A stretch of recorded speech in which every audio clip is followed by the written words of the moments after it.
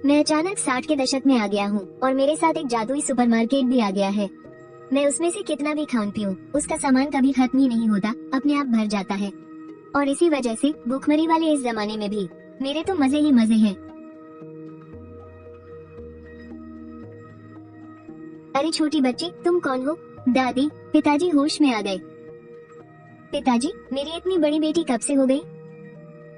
बाप रे, यकीन नहीं होता कि मैं दूसरे जमाने में आ गया, इतनी भयंकर बर्फबारी में। अब मेरा क्या होगा? अगर मेरे पास कोई जादुई शक्ति या सिस्टम नहीं हुआ तो ये कमजोर शरीर जिंदा कैसे बचेगा? अभी कुछ देर पहले ही तो मैं सुपरमार्केट में सामान लगा रहा था और पलक झपकते ही इस मनहूस जगह पर आ गिरा। हे भगवान, अब मैं यहाँ जिंदा कैसे रहूंगा? जियाओयान, बेटा तू आखिरकार होश में आ ही गया। मुझे तो लगा था कि तू बचेगा नहीं, हमें छोड़कर चला जाएगा।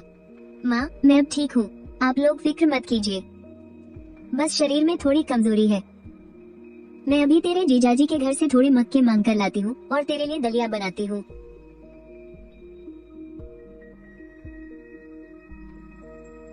फू फू फू, तुम लोग भी एक खा लो। नहीं, तुम अभी होश में आए हो, तुम्हारा शरीर कमजोर है, तुम ही खा लो। मैं और डोडो थोड़ी देर में मक्के का दलिया पी लेंगे, मेरा एक से पेट भर जाएगा, तुम दोनों इसे बांट कर खा लो। देखो हमारी बच्ची कितनी भूखी है, तुम अभी होश में आए हो, शरीर कमजोर है, तुम ही खा लो। मैं और डोडो थोड़ी देर में मक्के का दलिया पी लेंगे, मेरा एक से पेट भर जाएगा, तुम दोनों इसे बांट कर खा लो। देखो तो हमारी बच्ची कितनी भूखी है।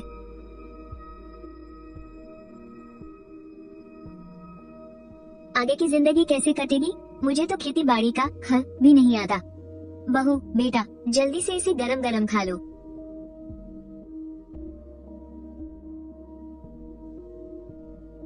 यूं बहू, इस घर में ब्याह कर आकर तुमने बहुत कष्ट सहे हैं। हमारे घर में तो कुछ भी नहीं है, फिर भी तुमने दिन रात एक करके बिना सोए कई दिनों तक जियाओयान की देखभाल की। सच में तुमने बहुत परेशानियां उठाई हैं। माँ, आप ये क्या कह रही हैं? अगर आप लोग नहीं होते तो मैं तो कब की भूखी मर चुकी होती। आपने मेरी मदद की, वरना मुझे खेतों में कमर तोड़ मेहनत करनी पड़ती। अब मैं आराम से घर पर खाना बना सकती हूँ और बच्ची को संभाल सकती हूँ, यही मेरे लिए बहुत है। मैंने कुछ दिन पहले राजधानी में अपनी माँ को चिट्ठी लिखी थी। उन्होंने बताया कि शहरों में भी अनाज की बहुत कमी है, वहाँ भी गुजारा करना उतना ही मुश्किल हो रहा है। मुझे तो आप लोगों का शुक्रिया अदा करना चाहिए। डोडो जैसी बेटी को जन्म देने के बाद भी आप लोगों ने कभी मुझे ताने नहीं मारे। डोडो तो है ही इतनी प्यारी, मैं तो उस पर जान छिड़कती हूँ, भला मैं उसे बोझ कैसे समझ सकती हूँ? कोई जल्दी नहीं है, तुम दोनों आगे चलकर एक और बच्चा कर लेना। जियाओयान, शुक्र है तुम होश में आ गए। हाँ यार, तुमने तो हमें डरा ही दिया था। बड़े भैया, आप आखिरकार उठ गए। पिताजी, बड़े भैया, बेबे, अब मैं बिल्कुल ठीक हूँ। अगर तुझे कुछ ऊंच नीच हो जाती तो हमारे गांव परिवार का क्या होता? हमारे गांव परिवार में तो इकलौता लड़का है, ये सब तेरे जीजा की गलती है। अगर वो तुझे शिकार के लिए पहाड़ों पर ना ले जाता तो तुम लोग इतनी भारी बर्फबारी में कई दिनों तक वहाँ ना फंसते। दीदी, ऐसा मत कहिए। जीजा जी अब कैसे हैं? उनकी तबीयत कुछ ठीक हुई? वो तुझसे थोड़े बेहतर है, उन्हें बस एक दिन बुखार रहा, लेकिन पिछले 2 दिनों से खांसी बहुत तेज है, घर पर ही आराम कर रहे हैं। तुम लोग आगे से ऐसे बिना सोचे समझे कहीं मत जाना। अब चुपचाप आराम करो।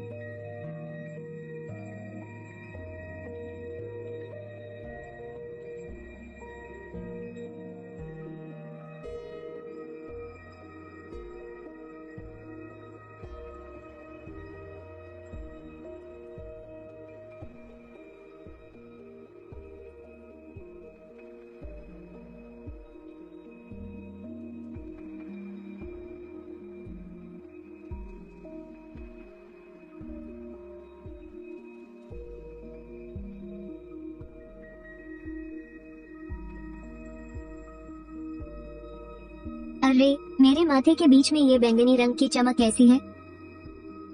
बिल्कुल शिव जी की तीसरी आंख जैसी लग रही है।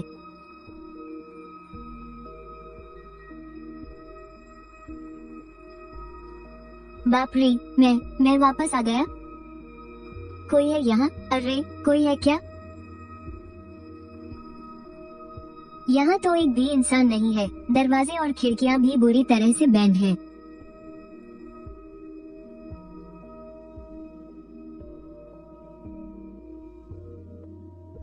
लगता है मैं इस पूरे सुपरमार्केट को लेकर ही 1960 के दशक में वापस आ गया हूँ। अरे तेरी, ये सब फिर से खाचा खच कैसे भर गया? सुपरमार्केट का सामान तो अपने आप भर रहा है। अगर मैं आज के जमाने में वापस नहीं भी जा पाया तो ऐसे सुपरमार्केट के होते हुए इस 60 के दशक में भला भूखों थोड़ी ना मरूंगा। लेकिन मैं इन चीजों को ऐसे ही तो हवा में से बाहर नहीं निकाल सकता। अगर घरवाली ने पूछ लिया तो क्या जवाब दूंगा? छोड़ो, अभी ज्यादा नहीं सोचता। पहले कुछ शकरकंदियां निकाल लेता हूँ ताकि इन माँ बेटे का पेट तो भरे। अगर और देर लगाई तो सच में भूख से बेहाल हो जाएंगे। और गोश्त निकालना अभी सबकी नजरों में आ जाएगा। धीरे धीरे इन चीजों को बाहर निकालने का कोई रास्ता ढूंढना पड़ेगा।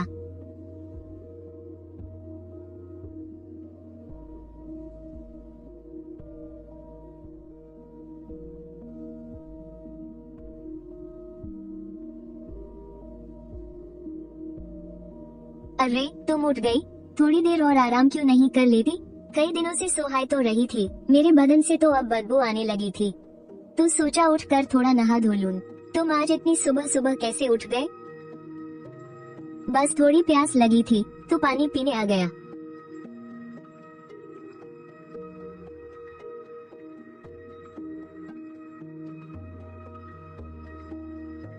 सुनो, शहर में मेरा एक दोस्त है जो खरीदारी का काम करता है। उसने आज सुबह किसी के हाथ कुछ शकरकंदियां भिजवाई हैं। चलो हम इन्हें उबाल कर खाते हैं। कहाँ है? अरे राखी कहाँ है? लो तुम आग जलाओ। मैं पहले इन शकरकंदियों को अच्छे से धो लेता हूँ, फिर हम इन्हें उबाल कर खाएंगे।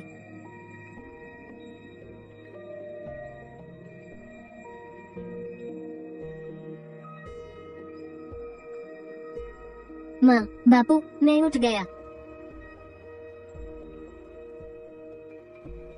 आए बेटा, माँ आ गई। ओ,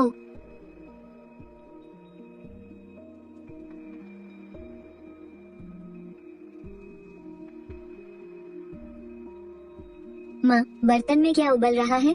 बड़ी अच्छी खुशबू आ रही है और थोड़ी मीठी मीठी सी लग रही है। ये शकरकंदी है बेटा, बहुत स्वादिष्ट होती है। एक बार उबल जाए ना तो माँ तुम्हें सबसे मीठी वाली देगी। चूल्हे के पास बहुत राख उड़ रही है। तुम जाओ अंदर आराम से बिस्तर पर बैठो।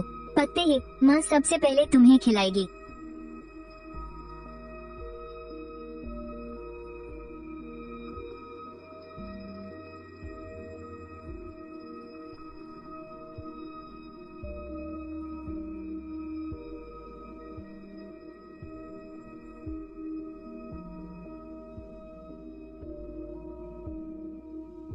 भैया, ठंड के मारे मेरी तो जान ही निकल गई।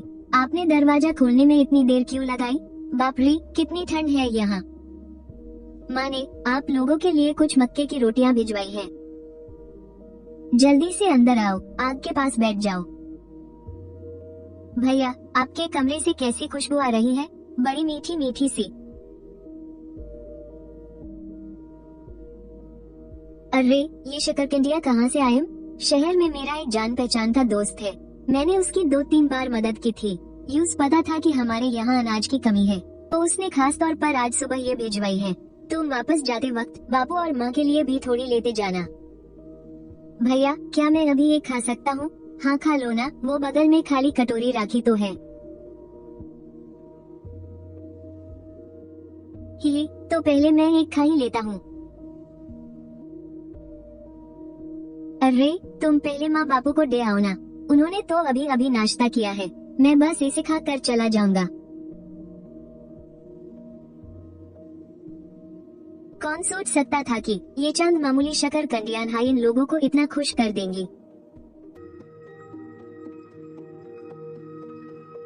इतनी कड़ाके की ठंड में तुम बाहर क्यों जा रहे हो? तुम्हारी तबीयत अभी थोड़ी ठीक हुई है, थोड़े दिन और घर पर आराम कर लो ना। लेकिन मैं तुम दोनों को हमेशा सिर्फ शकरकंदी थोड़ी खिला सकता हूँ। मैं थोड़ा बाहर चक्कर लगा कर आता हूँ। हाथ पैर चलाऊंगा तो जल्दी ठीक होगा, और वैसे भी घर में खाली बैठकर क्या करूँगा। नदी की तरफ जाकर देखता हूँ कि 2 मछलियाँ पकड़ सकूं। हमारी बेटी बहुत दुबली हो गई है, उसे ताकत के लिए थोड़ा मांस खिलाना चाहिए इतनी कड़कड़ाती ठंड में। मछलियाँ पकड़ना इतना आसान कहाँ है। गर्मियों में नदी में बहुत मछलियाँ होती हैं। गांव वाले भी शायद ही कुछ पकड़ पाए, इस कड़कड़ाती सर्दियों की तो बात ही छोड़ो। कोई बात नहीं, मैं बाहर जाकर देखता हूँ, इसी बहाने थोड़ी कसरत भी हो जाएगी। तो फिर थोड़ा जल्दी वापस आ जाना।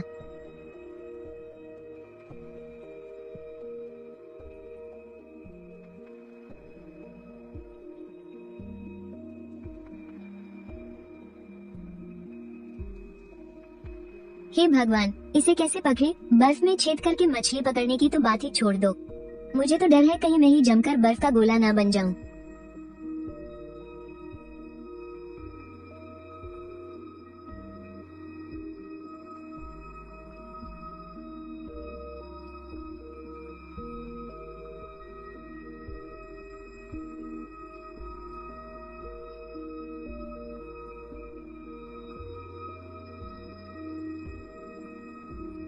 इतनी कड़कड़ाती ठंड में तुम अभी अभी ठीक हुए हो और बाहर भाग रहे हो, आखिर क्यों?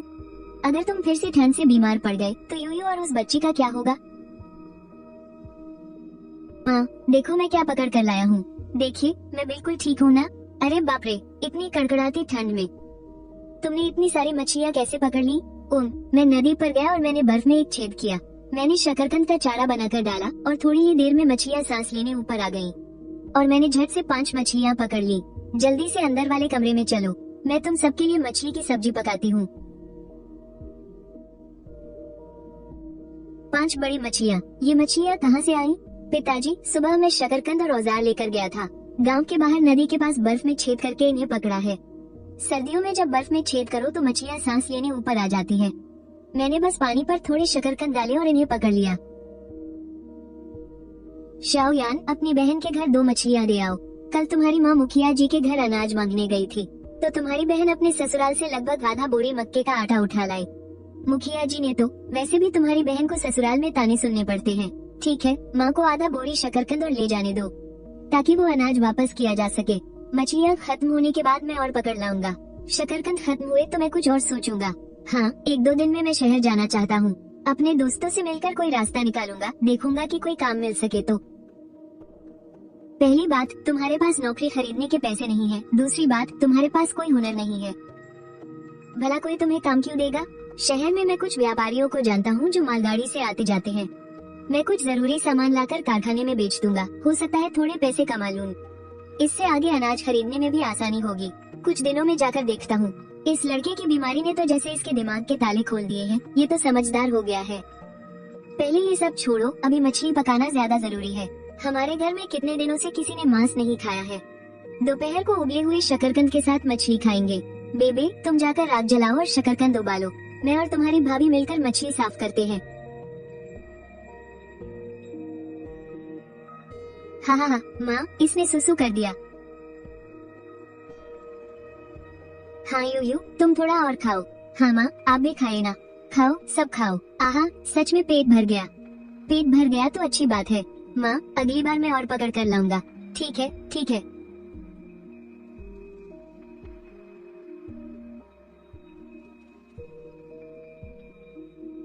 ये सब कहाँ से आया?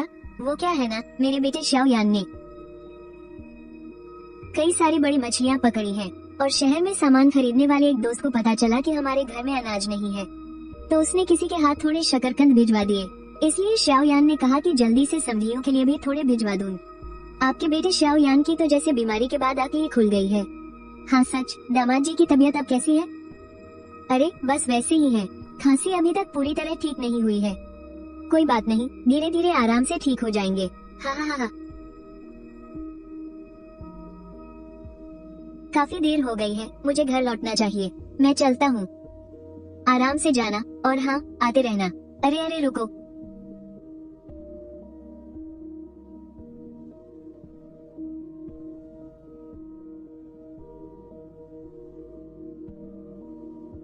दूसरे भैया, इस नदी की मछलियाँ पकड़ना कब से इतना आसान हो गया? बहू, जल्दी खा लो। हमारे छोटे यान में तो कमाल का हुनर है। मुझे तो लगता है अब से हमें अक्सर मछलियाँ खाने को मिलेंगी। मेरी तरफ क्या देख रहे हो? मछली ठंडी हो गई तो फिर मजा नहीं आएगा। इस तरह रोज रोज मछली खाना भी तो सही नहीं है। हमें जल्दी ही खाने के लिए कुछ और जुगाड़ करना होगा। और मछली खाए ना तो पूरे परिवार से मछली की ही गंध आने लगेगी।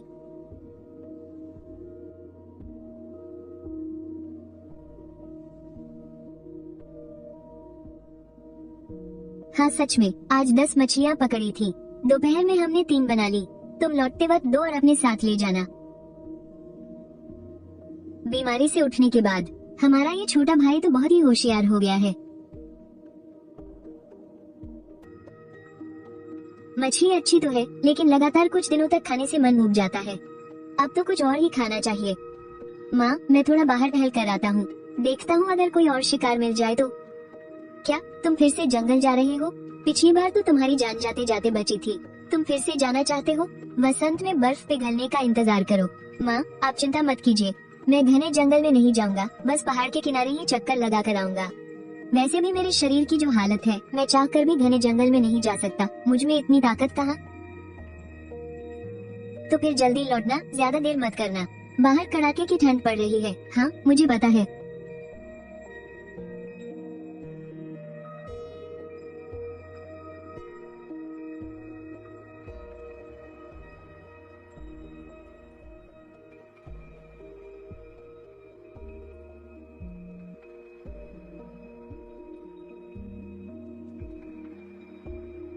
पिताजी, जल्दी बाहर आइए और जरा हाथ बटाइए। हैं? अरे बाप रे, ये भीड़ें कहाँ से आई? दोपहर में मैंने पहाड़ के पास एक जाल बिछाया था और उबले हुए शकरकंद को चारे की तरह रखा था। किस्मत से 2 जंगली भीड़ें फंस गईं। बहुत बड़ी थी ना, तो उठाने में मुश्किल हो रही थी, इसलिए मैं सिर्फ गोश्त ले आया। सिर और बाकी के अंदरूनी हिस्से लाने में झंझट था, तो उन्हें वहीं फेंक दिया। हल्का कर लिया ताकि चलने में आसानी हो। क्या तुमने सच में इन्हें पहाड़ के पास से पकड़ा है? इसमें झूठ क्या है? वरना मैं आपके लिए जादू से 2 भेड़ें कहाँ से ले आता? हमारे गांव में तो एक भी भीड़ नहीं है। इस बच्चे की बीमारी ने तो सच में इसकी किस्मत ही पलट दी है। जल्दी से अपनी बहन और बहू को खाना बनाने के लिए बुला लाओ। मैं थोड़ा गर्म पानी कर लेती हूँ। तुमने भेड़ का सिर, कलेजा और बाकी चीजें क्यों फेंक दी? वो सब तो बहुत काम की चीजें थी। इतनी कड़ाके की ठंड में मैं आपके लिए 2 भेड़ों का गोश्त ले आया, वही बहुत है। मुझे लगा रात तक तो पहाड़ी भेड़िए उन्हें वैसे भी खा ही जाएंगे। चलिए अब जल्दी से तैयारी करते हैं। रात को हम मजे से मटन स्टू खाएंगे और कल तुम्हारी बहन के लिए मटन की एक बड़ी सी रान भिजवा देंगे, ताकि ससुराल वालों के सामने उसकी भी थोड़ी इज्जत बढ़े। हाँ, और जो दूसरी भीड़ बची है, क्यों ना उसे ब्लैक मार्केट में बेच आएं? अपने पिताजी को साथ लेकर शहर जाना और उसे बेच आना, ताकि हम कुछ कपड़े और घर का जरूरी सामान खरीद सके। देखना अगर ब्लैक मार्केट से कुछ अनाज मिल जाए तो। ठीक है माँ, मैं समझ गया। मैं कल दोपहर में जाकर देख आऊंगा। पिताजी को जाने की कोई जरूरत नहीं है, बाहर बहुत ज्यादा ठंड है और पिताजी की तबीयत भी कुछ ठीक नहीं रहती।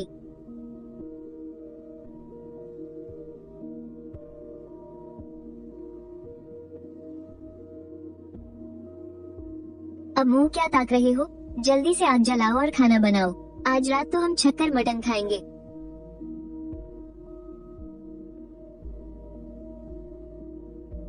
माँ, ये गोश्त सच में बहुत लाजवाब है।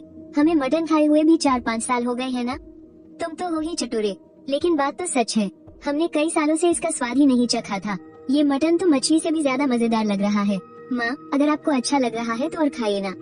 इन दिनों आप सबने बस मछली ही तो खाई है। अब तक तो पेट भी ठीक हो गया होगा, वरना बहुत दिनों से कोई मांस मछली नहीं खाई है। अचानक से गोश्त खाने से पेट खराब हो सकता है।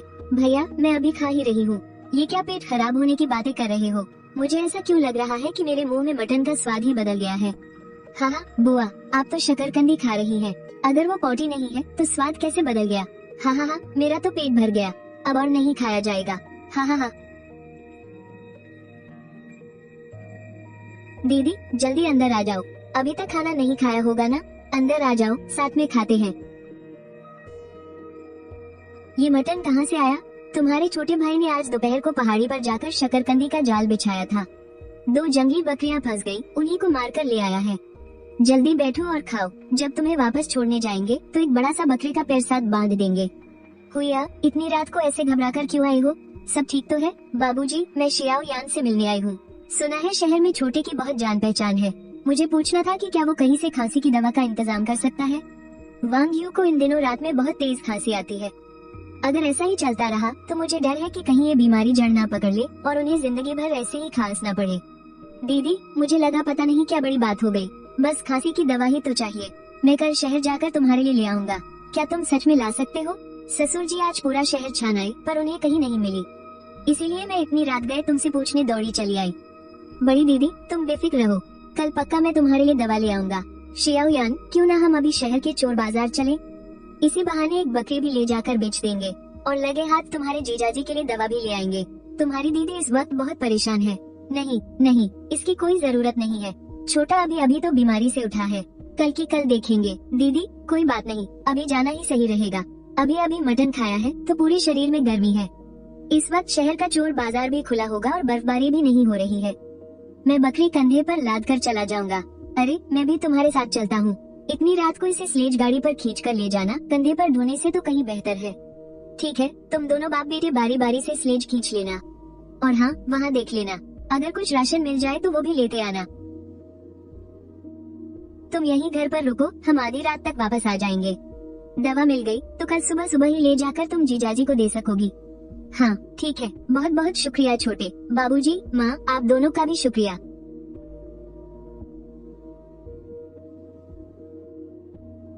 यूयू, आज रात तुम बच्चों को लेकर बड़ी दीदी के साथ बड़े वाले कमरे में सो जाना। मैं और बाबूजी लौटकर अपने वाले हिस्से में सो जाएंगे, वरना तुम्हें घर में अकेले छोड़ने में मुझे तसल्ली नहीं होती। तुम लोग रास्ते में अपना ख्याल रखना। भैया आप बेफिक्र रहिए, मैं भाभी और दुओ का ख्याल रखूंगी। तुम लोग जल्दी जाना और जल्दी वापस आना। चलिए बाबूजी।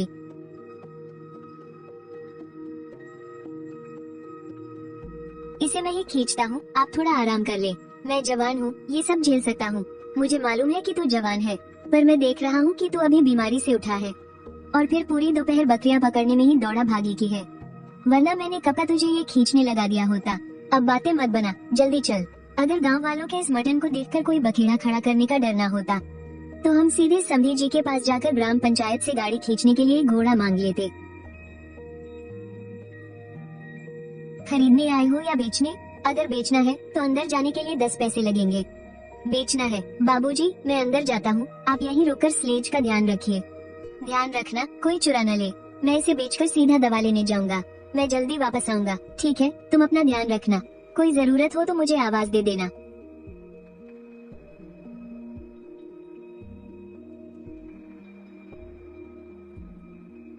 अरे छोटे भाई, इस बोरी में क्या बेच रहे हो? खोलकर दिखाते क्यों नहीं? पूरी एक कटी हुई भेड़ है। क्या मैं पहले देख सकता हूँ?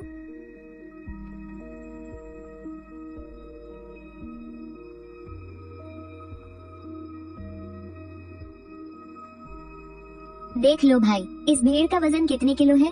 मैं इसे 2 रुपये प्रति किलो के हिसाब से खरीदूंगा। बताओ क्या ख्याल है? पूरे 50 किलो है तो कुल मिलाकर 100 रुपये हुए। एक हाथ से पैसे, दूसरे हाथ से माल। ठीक है भाई, क्या तुम्हारे पास ऐसा और भी मटन है? बिल्कुल है, तुम्हें जितना चाहिए मैं तुम्हारे लिए इंतजाम कर दूंगा। जितना कहोगे उतना मिल जाएगा। मैं कपड़ा मिल के खरीद विभाग से हूँ। मैं यहाँ खास तौर पर मीट ढूंढने ही आया था। छोटे भाई, अगर तुम हमें लगातार माल दे सको तो मैं तुम्हें मिल में ही खरीदार की नौकरी दिलवा दूंगा। कैसा रहेगा? 2 दिन पहले ही मैंने घर वालों से कहा था कि मेरी एक खरीद अधिकारी से जान पहचान है। अगर मैं सच में खरीद अधिकारी बन गया तो मेरे सुपरमार्केट का सारा सामान मैं बिना किसी डर के सबके सामने ला सकूंगा। मेरा नाम डिंग जियानवेई है, कपड़ा मिल से हूँ। तुम किसी दिन फुर्सत निकालकर मिल में मुझसे मिलने आना, फिर हम तसल्ली से बात करेंगे। ठीक है, मैं किसी दिन कपड़ा मिल आकर आपसे मिलूंगा। तो मैं अब चलता हूँ, तुम्हारे जवाब का इंतजार रहेगा।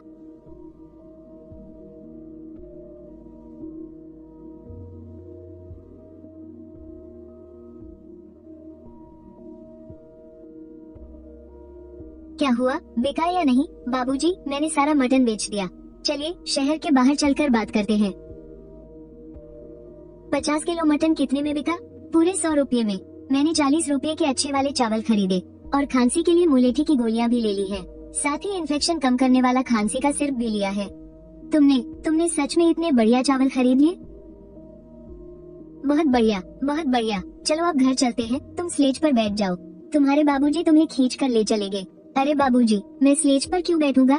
ऐसा कहाँ होता है कि बाप गाड़ी खींचे और बेटा उस पर बैठे। हम ऐसे ही पैदल चलकर घर जाएंगे।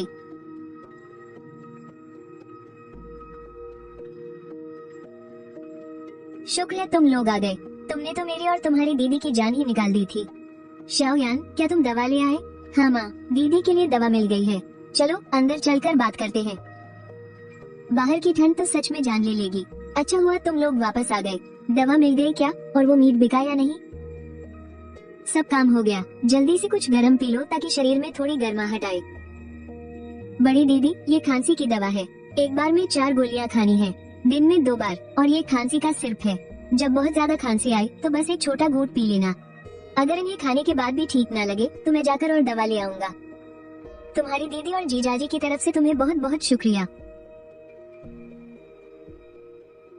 इसमें शुक्रिया कैसा, हम एक ही परिवार हैं। भले ही तुम्हारी शादी हो गई है, लेकिन तुम हमेशा मेरी बड़ी दीदी रहोगी। आज दवा भी आ गई और मीट भी 60 रुपए में बिक गया। ये तो बहुत अच्छी बात है। कल सुबह माँ तुम्हारे लिए मक्के की रोटियां बनाएगी। किसने कहा कि मटन सिर्फ 60 में बिका? पूरे 100 रुपए मिले हैं। अरे हाँ, मैं बातों में ही उलझ गया। स्लेज पर रखा अनाज तो अंदर लाना ही भूल गया। मैं जाकर ले आता हूँ। बाबूजी, आपने रात भर स्लेज खींचा है, आप थोड़ी देर आराम कर लीजिए। अरे नालायक लड़के, तूने थोड़ा मोटा अनाज क्यों नहीं लिया? बढ़िया अनाज कितना महंगा होता है ना, उतने में तो मोटे अनाज की 2 बोरियां आ जाती। माँ, काले बाजार में मोटा अनाज बचा ही नहीं था, सब बिक गया था। कोई बात नहीं, बढ़िया अनाज भी ठीक है, नए साल पर खाने के काम आएगा। कोई बात नहीं, ये खत्म हो जाएगा तो मैं फिर से नदी पर जाकर बर्फ में छेद करूंगा और ढेर सारी बड़ी मछलियाँ पकड़कर शहर में बेच आऊंगा। फिर अनाज की क्या कमी रहेगी? अरे मेरी भी क्या याददाश्त है, मैं तो ये बात भूल ही गई थी। चलो ठीक है ठीक है, तुम बाप बेटे रात भर बाहर घूमते रहे हो, अब जल्दी से सो जाओ। बस 2-3 घंटे में सुबह हो जाएगी। हुआ, तुम वापस बेबे के कमरे में जाकर थोड़ी देर लेट जाओ, सुबह का नाश्ता करके ही जाना। 2 घंटे से कोई फर्क नहीं पड़ेगा। ठीक है, मैं जाकर डोडो को ले आती हूँ। बहू, अब उसे मत लाओ, आधी रात हो रही है। अब और परेशानी मत उठाओ, कहीं बच्ची को ठंड न लग जाए। और हाँ, ये 60 रुपए अपने पास संभाल कर रखो, ये शाओ यान ने कमाए हैं। माँ, ये पैसे आप ही रख लीजिए, घर में जिस चीज की जरूरत हो वो मंगवा लीजिएगा। मुझे समझ नहीं आता कि इन पैसों से क्या खरीदूं। चलो ठीक है, तो कल अपनी दीदी से कहना कि वो संधियों से लिए गए 20 रुपए वापस कर दे। लिया है तो देना भी पड़ेगा, ताकि दोबारा उधार लेना मुश्किल न हो।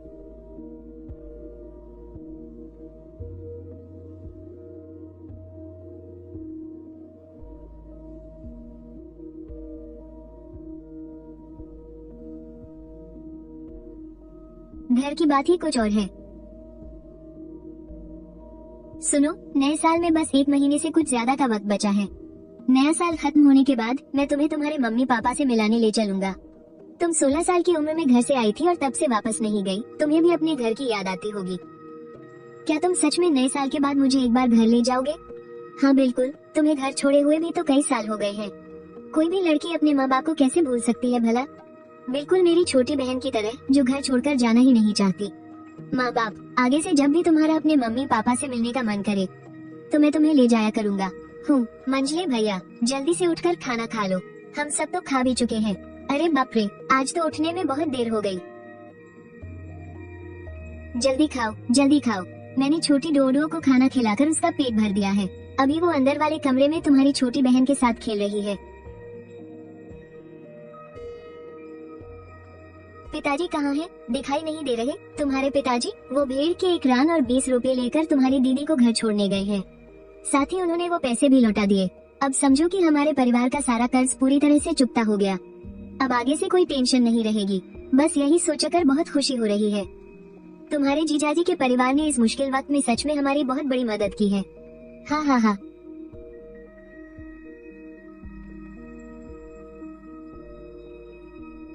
छोटी, तुम दोनों के पास कोई काम नहीं है क्या? ओम के इस गोले के साथ खेलने में क्या मजा आ रहा है? और कुछ खेलने के लिए है भी तो नहीं ना। बाहर कितनी तेज ठंड है, बाहर गए तो ठंड के मारे जान ही निकल जाएगी। पापा, मैं नहीं खेल रही, बुआ ही पागलों की तरह अकेले खेल रही है। हाँ, हमारी डोडो तो बस अपनी पागल बुआ का साथ दे रही है। मंझले भैया, आप ऐसे क्यों बोल रहे हैं? अच्छा बाबा, अब और तंग नहीं करूँगा। दोपहर में जब थोड़ी धूप निकलेगी मुझे एक बार शहर जाना होगा। क्या तुम्हें कुछ खरीदना है? ठीक है, मैं शहर जाकर तुम्हारी भाभी के लिए और तुम्हारे लिए भी जूतों की एक जोड़ी लेता आऊंगा। मंझले भैया, कल आपने सारे पैसे माँ को नहीं दे दिए थे क्या? अब आपके पास पैसे कहाँ से आए? ये देखो, ये थोड़े पैसे बचे हुए हैं ना। पापा, मुझे भी चाहिए। अरे हाँ, हमारी प्यारी डोडो के लिए भी जरूर लाऊंगा। छोटी, तुम जूते से अपने पैर का नाप तो ले लो, और तुम्हारी भाभी और माँ के लिए भी। हाँ ठीक है। माँ, मैं बाहर थोड़ा दौड़ने जा रहा हूँ, थोड़ा हाथ पैर हिला लूं। घर में बैठे बैठे तो हड्डियाँ ही सुनना पड़ गई है। इतनी कड़ाके की ठंड में बाहर इतनी बर्फीली हवा है।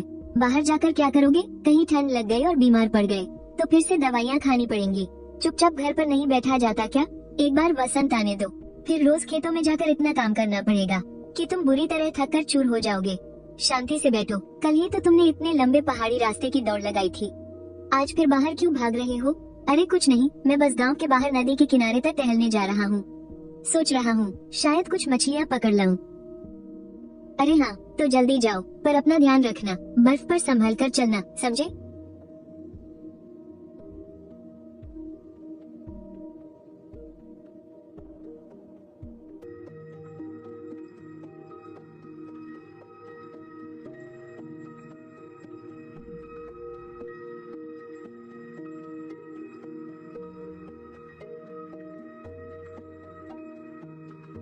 अजी सुनते हो, अपना बेटा फिर से मछलियाँ पकड़ लाया। अरे वाह, इन कुछ दिनों में तो हमने छत कर दावत उड़ाई है। वो मटन भी तो अभी आधे से ज्यादा बचा हुआ है, और अब ये 6 बड़ी मछलियाँ और ले आया। सच कहूँ तो नए साल पर भी हमने इतना अच्छा खाना नहीं खाया था। क्यों ना हम इस मटन को बेच दे, उसके बदले घर के लिए थोड़ा और अनाज आ जाएगा। हम बस मछलियाँ खा लेंगे। माँ, हम ये मछलियाँ पिछले कई दिनों से खा रहे हैं। शरीर को ताकत देने के लिए मटन खाना ज्यादा अच्छा है, हम मटन ही खाएंगे। ये मछलियाँ मैं शहर ले जा रहा हूँ, या फिर इन्हें किसी सरकारी होटल में बेच दूंगा। इससे हम नए कपड़े सिलवाने के लिए थोड़ा कपड़ा खरीद लेंगे। ठीक है, तो मछलियाँ अभी यहीं रख दो, दोपहर का खाना खाने के बाद ही शहर जाना। हाँ ठीक है।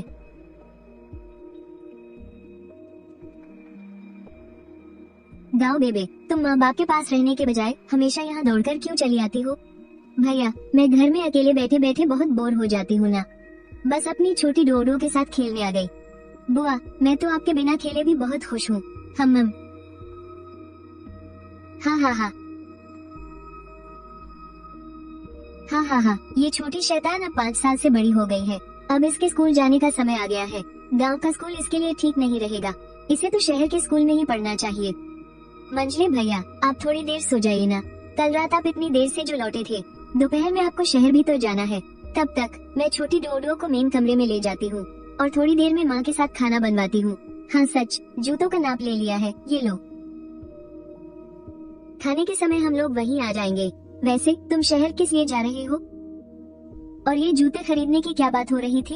अरे मैंने कुछ और मछलियाँ पकड़ी हैं, सोच रहा हूँ कि उन्हें शहर में बेच आऊँ और साथ में थोड़ा कपड़ा भी खरीद लूँ, और तुम सबके लिए सर्दियों वाले कुछ सूती जूते भी ले आऊंगा। हम ठीक है। सुनो, क्या तुम थोड़ी देर मेरे साथ और लेटोगी? दोपहर के खाने में अभी काफी वक्त है।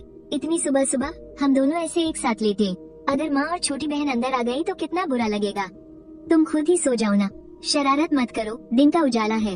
तुम्हारी तो अभी बस 2 दिन पहले ही तबीयत ठीक हुई है। तुम इतने चिपको कैसे हो गए हो? हमारी बेटी से भी ज्यादा नखरे दिखा रहे हो। मेरा दिल तो जलती हुई अंगीठी से भी ज्यादा गर्म हो रहा है। सच ही कहते हैं, जिसे तुम्हारे सुख दुख की परवाह हो वही सच्चा घर बनाता है। अच्छा बस करो, इतनी मीठी मीठी बातें मत बनाओ। बीमारी से उठते ही तुम्हारी जबान बहुत चलने लगी है। अगर दोबारा ठंड लग गई ना तो फिर पड़े रहना दर्द में। मेरी प्यारी बीवी, एक बार वसंत आने दो, मैं तुम्हें पक्का नए जूते पहनाऊंगा। मेरे साथ रहकर अब मैं तुम्हें और कोई तकलीफ नहीं सहने दूंगा। दीदी, आप यहाँ कैसे? जीजाजी की खांसी दवा लेने के बाद कुछ ठीक हुई या नहीं? तुम जो दवा लाए थे ना, वो सच में बहुत असरदार है। सुबह बस एक ही बार ली थी, खांसी अब बहुत कम हो गई है। अब तो बस जब भी खांसी आने लगती है, तुम्हारा लाया हुआ सिर्फ पीते ही तुरंत आराम मिल जाता है। तो फिर जीजाजी को इसे लेते रहने दो। अगर खत्म होने के बाद भी वो पूरी तरह ठीक नहीं होते तो मैं और ले आऊंगा। ठीक है छोटे, तुम अक्सर शहर जाते हो ना, तो मैंने ससुर जी से तुम्हारे लिए एक परमिट लिखवा लिया है। शहर में अगर कोई तुम्हारी चेकिंग करे तो तुम सीधा ये परमिट दिखा देना। ये तो बहुत बढ़िया हुआ। मैं आज दोपहर को ही शहर मछली बेचने जा रहा हूँ, तो इसे साथ ले जाऊंगा। अच्छा चलो चलो, अब सब लोग जल्दी से खाना खा लो। माँ, आपने फिर से दलिया बना दिया? चावल क्यों नहीं बनाए? सूखे चावल बनाने में बहुत चावल खर्च होता है, दलिया खाने से थोड़ा राशन बच जाता है। ये अच्छा वाला अनाज है, इसे बचाकर खाना चाहिए।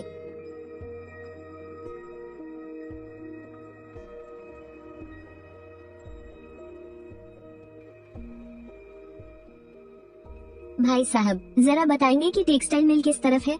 सीधे आगे जाओ, 2 बार मोड़ मुड़ना आ जाएगा। बहुत बहुत शुक्रिया।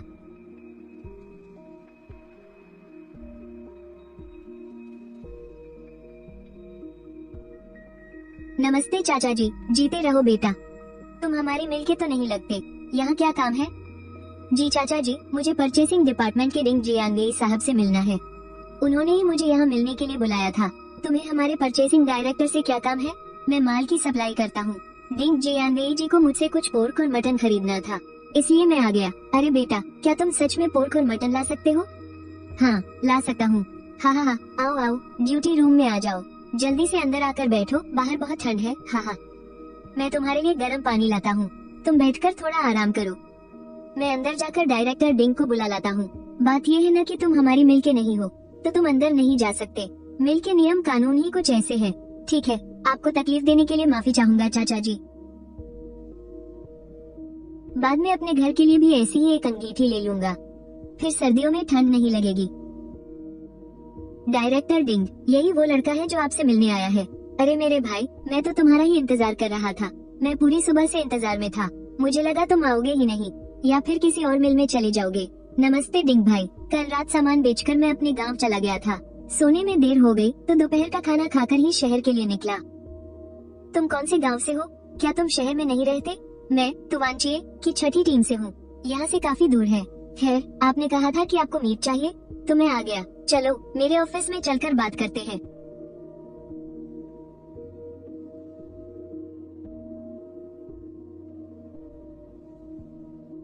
ठीक है, बैठो, चाय पियो। वैसे मुझे अभी तक तुम्हारा नाम नहीं पता। मेरा नाम गाओ शिंग्यान है। मैं 21 साल का हूँ और माल सप्लाई करने वाले कुछ लोगों को जानता हूँ। तो बस मटन, पोर्क, चिकन और मछली का जुगाड़ करके थोड़ी बहुत मेहनत की कमाई कर लेता हूँ, और बाकी मीट भी मिल जाते हैं। क्या बात है मेरे भाई, तुम तो बहुत कमाल के हो। हमारे पूरे नॉर्थ ईस्ट में कहीं भी पोर्क और मटन नहीं मिल रहा, और तुम इसका इंतजाम कर लेते हो। क्या तुम हमारी टेक्सटाइल मिल में परचेसिंग एजेंट का काम करना चाहोगे?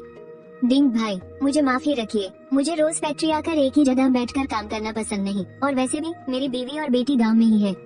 हाँ, इस बार मैं 4 हिस्से पोर्क और 4 साबुत साफ किए हुए मटन लाया हूँ, और साथ में 30 मुर्गियाँ भी हैं। पता नहीं डिंग भाई, आपकी मिल ये सब एक साथ ले पाएगी या नहीं? क्या इतनी सारी चीजें? हाँ, सब समय पर पहुँचा दी जाएंगी।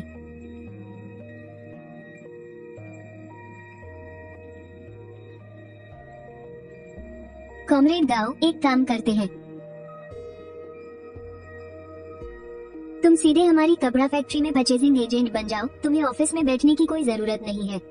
बस हर 15 दिन में एक बार सामान पहुंचा दिया करना। तुम सीधे मेरे अंडर काम करोगे।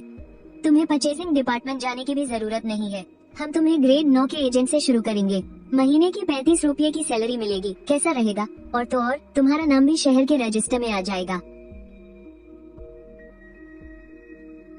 डिंग भाई, मुझे थोड़ा सोचने का वक्त दीजिए, मैं कुछ दिनों में बताता हूँ। अरे कॉमरेड गाओ, अब इसमें सोचना क्या है? तुम पहले जाकर मीट ले आओ, मैं सीधे तुम्हारी ज्वाइनिंग का काम करवा दूंगा। सामान लाने ले जाने के लिए मैं तुम्हें एक घोड़ा गाड़ी और एक घोड़ा भी दे दूंगा। माल ढोने में आसानी होगी। ठीक है, तो मैं अभी जाकर ले आता हूँ। बहुत बढ़िया, चलो मैं तुम्हें तुम्हारी घोड़ा गाड़ी दिलाता हूँ।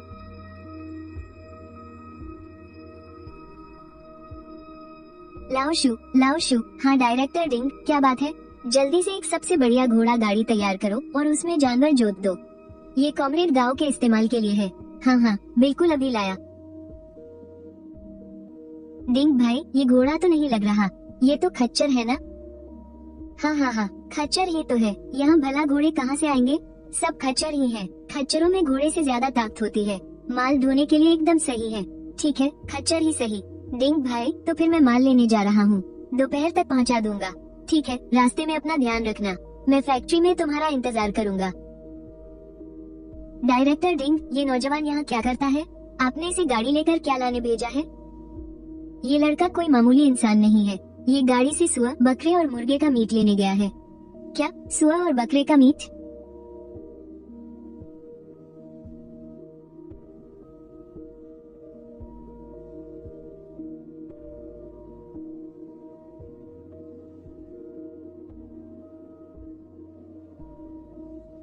अरे नौजवान, इस गाड़ी में क्या लाद कर लाए हो?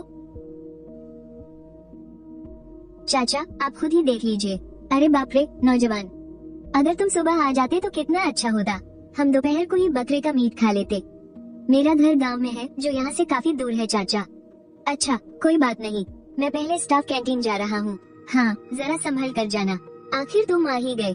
मैं और लाओ शू कब से तुम्हारा इंतजार कर रहे थे। जल्दी मुझे देखने दो। डिंग भाई और मास्टर शू, आप दोनों यही हैं। बहुत बढ़िया, बहुत बढ़िया। लाओ शू, जल्दी से इसका वजन करो और बिल बनाओ।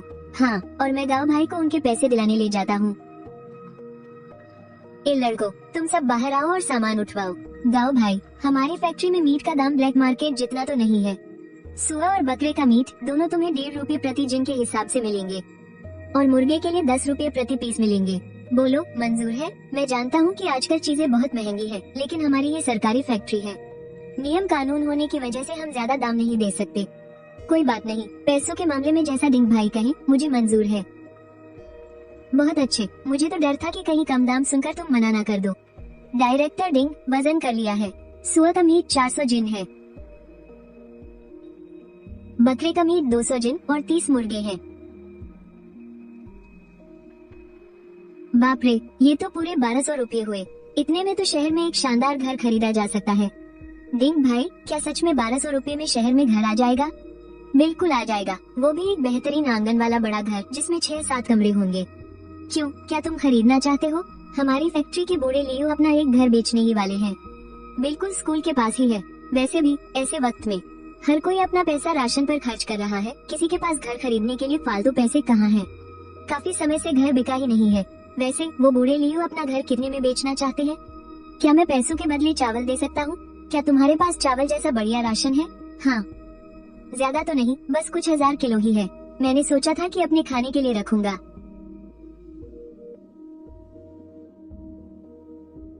गाओ भाई, पहले मैं तुम्हें पैसे दिलवाकर तुम्हारी ज्वाइनिंग करवा देता हूँ, उसके बाद हम बूढ़े लियो के पास चलेंगे। हाँ डिंग भाई, जरा मेरे लिए कुछ कूपन का जुगाड़ भी कर देना। मुझे कुछ जूते और खाने का सामान खरीदना है, साथ ही घर वालों के लिए भी कुछ लेकर जाना है। कोई बात नहीं, मैं बाद में तुम्हें ला दूंगा। अभी पहले फाइनेंस डिपार्टमेंट से पैसे ले लेते हैं, फिर HR डिपार्टमेंट जाकर तुम्हारी ज्वाइनिंग पूरी करते हैं। आज तो गोश्त खाने को मिलेगा। बहुत बढ़िया। अगर वो राशन के बदले घर देने को तैयार हो जाए तो मजा ही आ जाएगा, और अगर वो ना माने तो तुम वो राशन फैक्ट्री में ले आना, मैं तुम्हें उसके बदले नकद दे दूंगा ताकि तुम घर खरीद सको। अरे वाह, बहुत बहुत शुक्रिया डिंग भाई, आज सच में भगवान ने आपको मेरे लिए भेज दिया। एक ही दिन में मेरी नौकरी और घर दोनों का ही इंतजाम हो गया।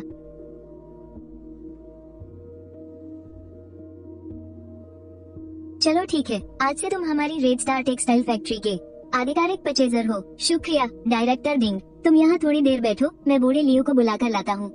वो बगल वाली वर्कशॉप में ही काम करते हैं। लियो भाई, इधर आना, इनसे मिलो। ये हमारी फैक्ट्री के नए परचेजर हैं। इनका नाम गाओ शिंग्यान है और ये एक घर खरीदना चाहते हैं। लियो भाई, आप अपना वो घर कितने में बेचने की सोच रहे हैं? गाओ, ये लियो है, हमारी फैक्ट्री के बहुत पुराने और तजुर्बेकार कर्मचारी। अरे, मेरा घर तो बहुत ही शानदार है। उसके आंगन में एक बड़ा सा पेड़ भी है। गर्मियों में उसकी छांव में बैठने का अलग ही मजा है।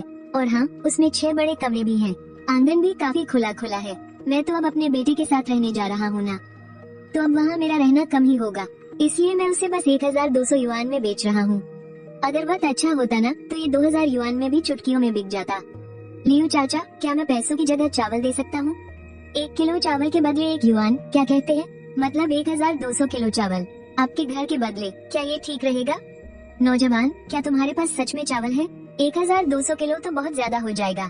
ऐसा करते हैं, तुम मुझे 600 किलो चावल दे दो और बाकी के 600 युआन नकद दे देना, और वो घर तुम्हारा हो जाएगा।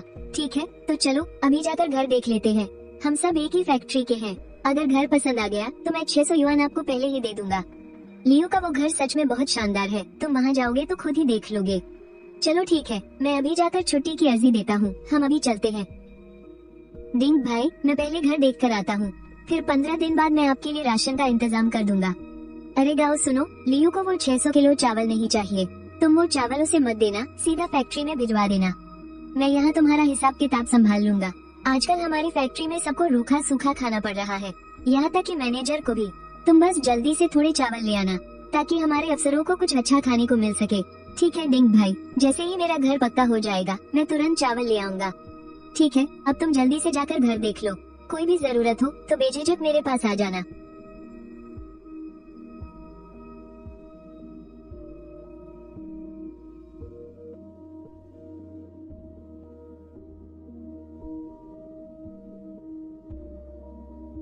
आओ गाओ, जरा ये आंगन तो देखो।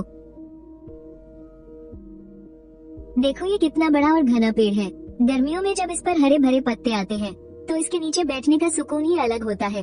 और ये शीशे वाली खिड़कियाँ देखो, और इस घर का फर्नीचर सब बढ़िया लकड़ी का बना है, एकदम मजबूत। और कमरों के बिस्तर भी काफी मोटे और बढ़िया हैं। सर्दियों में आग जलाने पर बहुत गर्माहट रहती है, बिल्कुल ठंड नहीं लगती।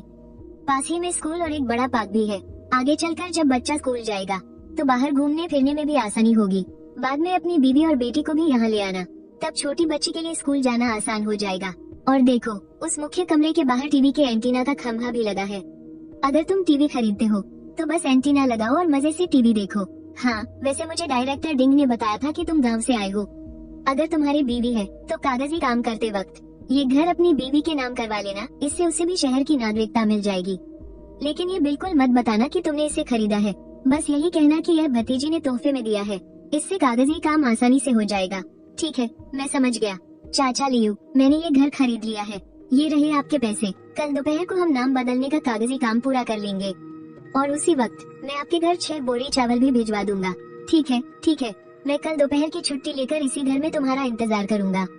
हाउसिंग दफ्तर के 2 बजे खुलते ही हम काम करवा लेंगे। ये रही मुख्य दरवाजे की चाबी और बाकी सभी कमरों की चाबियाँ। बहुत बढ़िया, आपका बहुत बहुत शुक्रिया चाचा लियू।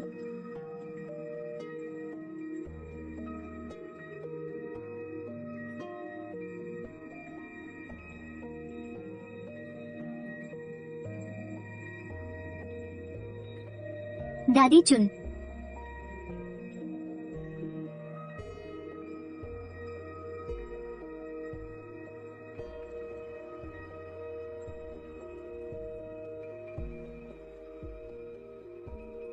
मैनेजर साहब, मैं अपनी फैक्ट्री के लिए एक बहुत ही होनहार आदमी ढूंढ लाया हूँ। अरे लाउडिंग, इतनी छोटी बात का बतंगड़ मत बनाओ। देखो तो कितने उतावले हो रहे हो। हमारी फैक्ट्री में भला कौन सा होनहार आदमी आ गया?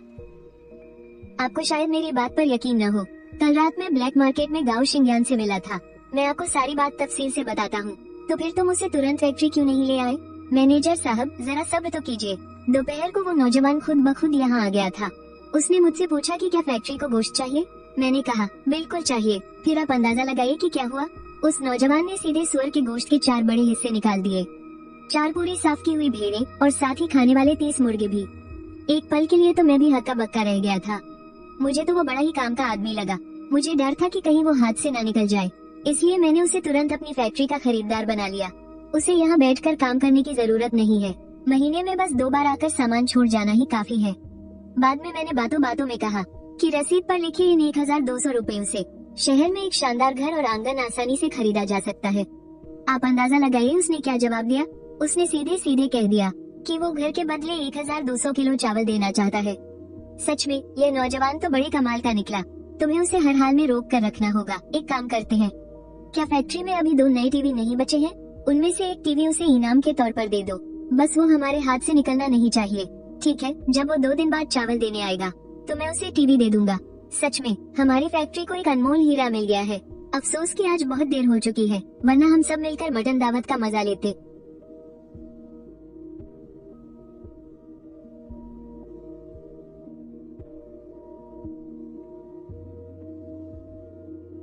अरे ये कैसी आवाज है? माँ, मुझे तो ये किसी घोड़ा गाड़ी की आवाज लग रही है। क्या ये शियाओयान है? यह इतना बड़ा खच्चर कहाँ से आ गया?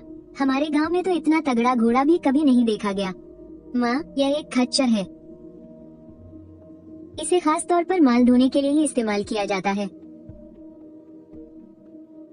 आप और छोटी बहन जल्दी से यहाँ आकर जरा हाथ बंटाइए। इस गाड़ी का सारा सामान उतारकर घर के अंदर ले चलिए, ताकि मैं गाड़ी को अलग कर सकूं और इस खच्चर को तबेले में बांध सकूं। अरे हाँ, बिल्कुल।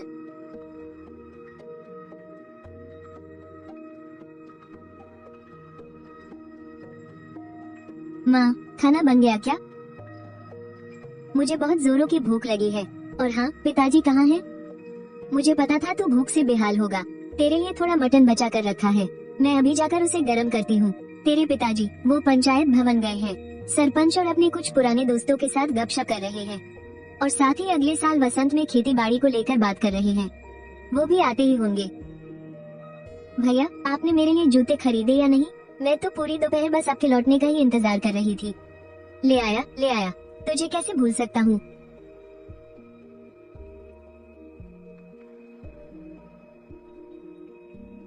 वाह, सर्दियों के ये नए जूते तो बहुत ही प्यारे लग रहे हैं। और ये तुम सबके लिए कपड़ा लाया हूँ।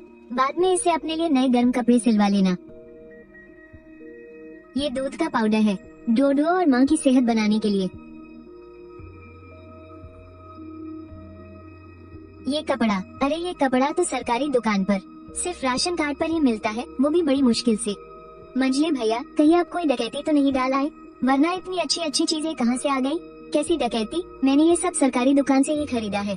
आज मैं चोर बाजार की तरफ गया था, वहाँ मुझे बाहर से आए कुछ लोग मिले जो माल ढोने का काम करते हैं। मैंने सारा माल कपड़ा मिल तक पहुँचा दिया और अपनी मेहनत के कुछ पैसे कमा लिए, तो आते हुए मैंने ये सब खरीद लिया। और हाँ, मुझे कपड़ा मिल में नौकरी भी मिल गई है। मैं वहाँ पक्का परचेजिंग एजेंट बन गया हूँ। क्या परचेजिंग एजेंट? मतलब अब तू शहर जाकर नौकरी करेगा? हाँ, बिल्कुल पक्की नौकरी, एकदम पक्की सरकारी नौकरी है। लो, खाना गर्म हो गया है, जल्दी से खा ले। माँ, मेज पर खाने की इतनी सारी चीजें रखी हैं, आप लोग भी जल्दी खाइए ना।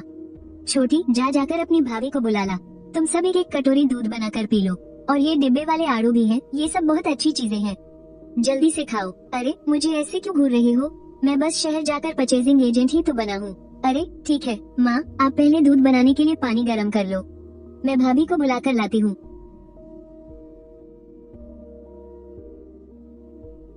जियाउयान, क्या सच में तुम्हें कपड़ा मिल में परचेजिंग एजेंट की नौकरी मिल गई है? हाँ, एकदम पक्की पक्की नौकरी है और दफ्तर में भी नहीं बैठना पड़ेगा। हर 15 दिन में बस एक बार माल पहुँचाने जाना होगा। ये लो, एक डिब्बा डोडो और उसकी माँ के लिए, और माँ एक डिब्बा आपके और छोटी के लिए। बुआ, ये तो बहुत स्वादिष्ट है, आप लोग क्यों नहीं खा रहे? सब पिताजी को ऐसे क्यों देख रहे हैं? कई सालों से ये डिब्बे वाले आड़ू नहीं खाए थे, सोचा नहीं था कि आज फिर से ये खाने को मिलेंगे। जियाओयान, अगर तू शहर में काम करने जाएगा तो यूयू और डोडो का क्या होगा? उन्हें भी साथ ले जाएगा या वो गांव में ही रहेंगी? सबसे बड़ी बात तो ये है कि इस बच्ची का नाम अभी भी गांव के रजिस्टर में ही दर्ज है। आगे चलकर इसके स्कूल जाने में भी परेशानी होगी। माँ, आप चिंता मत करो, मैंने शहर में एक छोटा सा घर ले लिया है। कल मैं यूयू को कागजात बदलवाने के लिए साथ ले जाऊंगा। उसके बाद से इन दोनों माँ बेटी का नाम शहर में दर्ज हो जाएगा।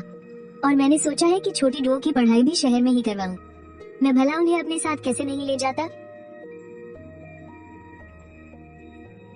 भैया, आपने घर खरीद लिया, पर आपके पास इतने पैसे कहाँ से आए?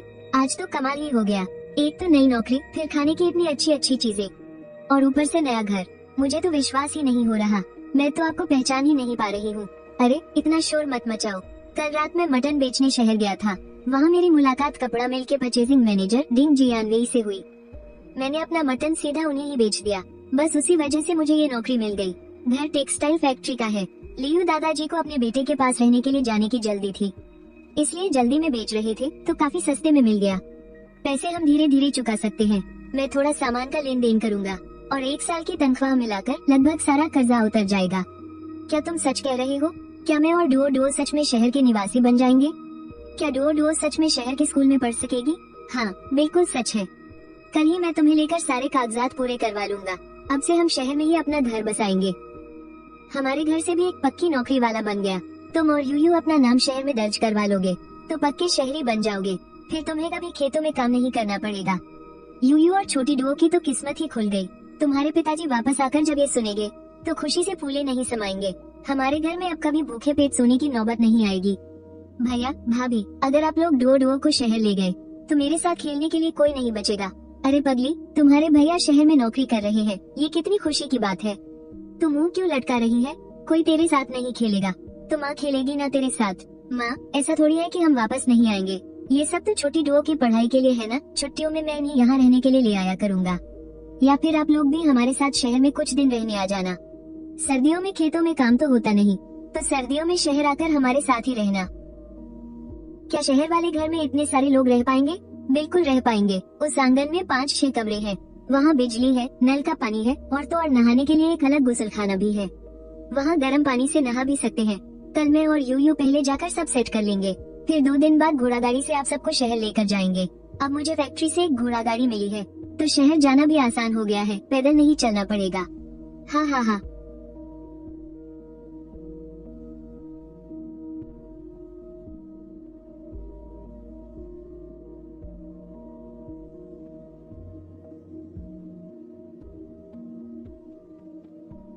माँ, ये लीजिए, ये रुई वाले गरम जूते हम सबके लिए एक एक जोड़ी हैं।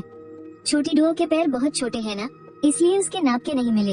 आप और छोटी बहन थोड़ा कपड़ा और रुई देखकर घर वालों के लिए एक एक नए कपड़े सिल लेना और छोटी डुओ के लिए भी रुई वाले जूते बना देना। यूयू को शायद ये सब करना नहीं आता, ठीक है?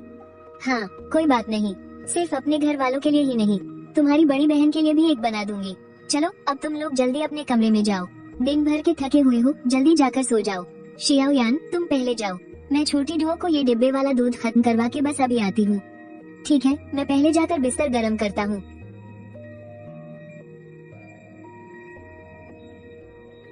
भाभी, ये दूध तो बहुत ही मजेदार है, बस दुख इस बात का है कि आप लोग शहर चले जाओगे, तो शायद मैं इसे आगे कभी नहीं पी पाऊंगी।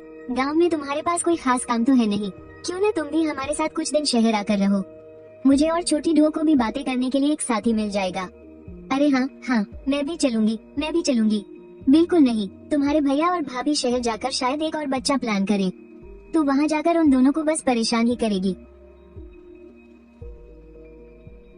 माँ, मुझे नींद आ रही है।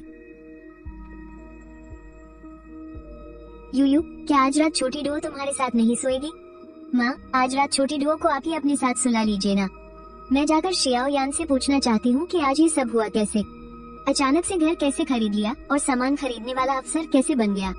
ठीक है, तुम लोग आराम से बात करो, छोटी डुओ का ख्याल रखने के लिए मैं और तुम्हारे पिताजी है ना। कल रात इस प्यारी सी बच्ची को गले लगाकर सोने में बहुत सुकून मिला था, आज रात फिर से इसे सीने से लगाकर सोऊंगी।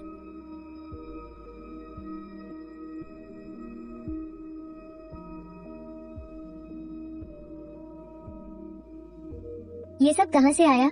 इतनी सारी मजेदार खाने पीने की चीजें कैसे? बाबूजी, आप आ गए। दूसरे भैया शहर की कपड़ा मिल में खरीदारी वाले अफसर बन गए हैं, वो भी पक्की सरकारी नौकरी वाली, और तो और उन्होंने शहर में एक बहुत बड़ा घर भी खरीद लिया है। कल ही वो भाभी को नाम बदलवाने के लिए ले जाएंगे, अब से भाभी और डोडो शहर वाले कहलाएंगे। अरे वाह, मैं भी कहूँ कि लौटकर आंगन में एक नया खच्चर कैसे बंधा है, तो हमारे घर से कोई पक्की नौकरी वाला बन गया है। बहुत बढ़िया, अब घर में कमाने वाला आ गया है, तो कभी भूखे पेट सोने की नौबत नहीं आएगी। नहीं, मुझे जाकर अपने लड़के से अच्छे से पूछना होगा। अरे रहने दो, शियाओ यान दिन भर भाग दौड़ करके आया है, पहले मटन बेचा, फिर दवाइयाँ लाया और ऊपर से नौकरी के कागजात और घर भी खरीदा है। बहुत थक गया होगा बेचारा, उसे आराम से सोने दो। लो, मैं तुम्हारे लिए एक कटोरी दूध बना देती हूँ, साथ में ये फलों का डिब्बा भी खा लेना।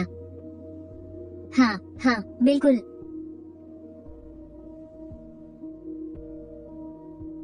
बाबूजी, मुझे भी 2 आड़ू खाने हैं। खा लो बेटा, खा लो, हम बाप बेटा मिलकर एक बांट लेते हैं।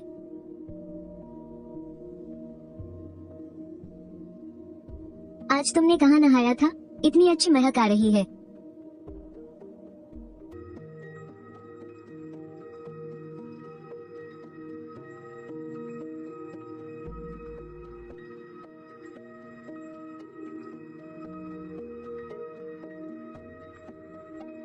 आधी रात को सो क्यों नहीं रहे हो? क्या शरारत सूझ रही है? अरे, जब से मेरी तबीयत ठीक हुई है ना, मुझे ऐसा लगता है कि तुम और भी ज्यादा खूबसूरत हो गई हो। मेरी जान, बस एक बार हम शहर में बस जाएं, फिर आगे चलकर जब हमारी जिंदगी पक्की हो जाएगी तो हम एक और बच्चा करेंगे।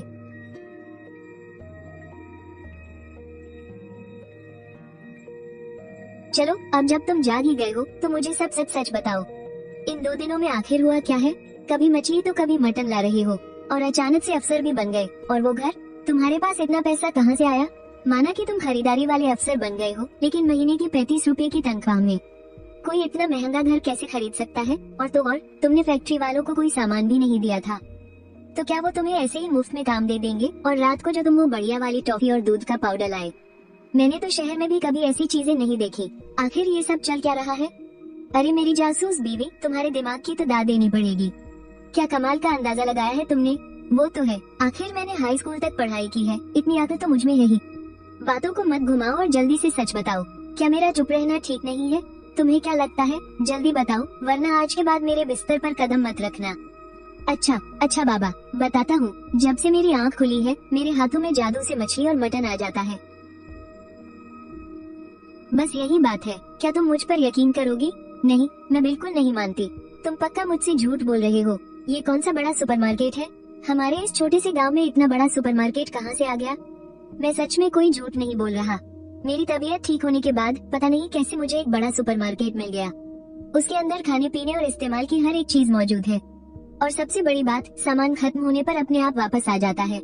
अच्छा जी, तो चलो मुझे भी दिखाओ वो जगह, वरना मैं तुम्हारी इन बातों पर कभी यकीन नहीं करूँगी। चलो मेरी रानी, मैं दिखाता हूँ तुम्हें। नीचे आओ, मैं तुम्हें वहाँ लेकर चलता हूँ। क्या तुम तैयार हो? देखना, मेरे साथ कोई चालाकी मत करना।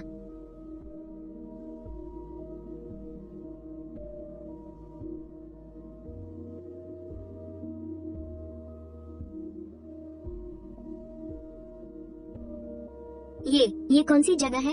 कीमत 5.99 युआन। बाप रे, इतना सारा सामान 5.99। देख लिया ना मेरी जान, यही है वो बड़ा सुपरमार्केट। इसके अंदर एक दवाइयों की दुकान भी है। उस दिन जीजा जी के लिए जो दवाई लाया था वो यहीं से निकाली थी। वाह, यहाँ तो कितने सुंदर सुंदर कपड़े हैं, और ये सब भी, इतनी सारी बोतलें। अपना मुंह खोलो माम, ये तो बहुत मीठा है। ये कौन सा फल है? ये अंगूर जैसे तो नहीं लग रहे। अरे ये शाइन मस्कट अंगूर हैं। ये भी एक तरह के अंगूर ही हैं। हम यहाँ शेल्फ से जो भी खाने की चीजें उठाते हैं ना, वो थोड़ी ही देर में अपने आप फिर से भर जाती है। तो समझ लो हमारे पास खाने की कोई कमी नहीं है। मतलब अब हमें कभी भूखे पेट नहीं सोना पड़ेगा। वैसे तुमने ये अंगूर कहाँ धोए? मुझे तो यहाँ कहीं पानी नहीं दिखा। अरे इस सुपरमार्केट में एक वॉशरूम भी है, वही बाथरूम जाने की जगह, और वहाँ हम चीजें भी धो सकते हैं। चलो मैं तुम्हें दिखाता हूँ। देखो ये टॉयलेट सीट है। फ्रेश होने के बाद बस इस बटन को दबाना है और एक झटके में सब साफ हो जाएगा। अब हमें खुद से गंदा पानी फेंकने की जरूरत नहीं है। और ये देखो, इसे घुमाते ही पानी आने लगता है। यहाँ ठंडा और गर्म दोनों तरह का पानी आता है। बस एक बाल्टी लो और आराम से नहा लो या कपड़े धो लो। सच? तो फिर मुझे अभी नहाना है। क्या तुम मेरे लिए थोड़ा गर्म पानी भर दोगे? गाँव में तो बस तौलिए से शरीर पोंछना पड़ता है, जिससे पूरा शरीर चिपचिपा लगता है। यहाँ तो कितनी सुविधा है ना। मैं जल्दी से नहा लेती हूँ। हाँ, बिल्कुल नहा लो। इस रैक पर शैम्पू और बॉडी वॉश रखा है और कपड़े धोने के लिए लिक्विड भी है। और ये देखो, ये वॉशिंग मशीन है। इसमें बस कपड़े डालो, थोड़ा सा लिक्विड डालो और ये कपड़े सुखा भी देती है।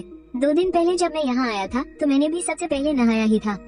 इस सुपरमार्केट का तापमान एकदम सही है। यहाँ नहाते वक्त बिल्कुल भी ठंड नहीं लगती। ठीक है, मैं केतली में तुम्हारे लिए थोड़ा गर्म पानी कर देता हूँ। यहाँ सुपरमार्केट में लड़कियों के कपड़े भी हैं। मैं तुम्हारे लिए 2 जोड़ी कपड़े ले आता हूँ। नहाने के बाद तुम साफ कपड़े पहन लेना, और जो कपड़े तुमने पहन रखे हैं उन्हें मैं वॉशिंग मशीन में धो दूंगा। ये तो बहुत अच्छा रहेगा। थैंक यू शियाओ यान।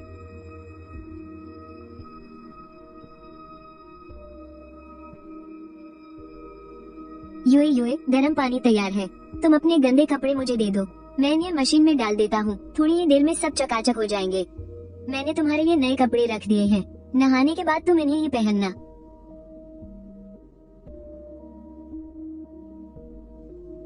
अरे वाह, मेरी प्यारी बीवी तो बहुत सुंदर लग रही है। धत, कुछ भी मत बोलो। अरे मैं सच कह रहा हूँ, मेरी बीवी तो वैसे भी बहुत खूबसूरत है, और इन कपड़ों में तो तुम और भी ज्यादा प्यारी लग रही हो। एकदम से कोई मॉडर्न लड़की लग रही हो।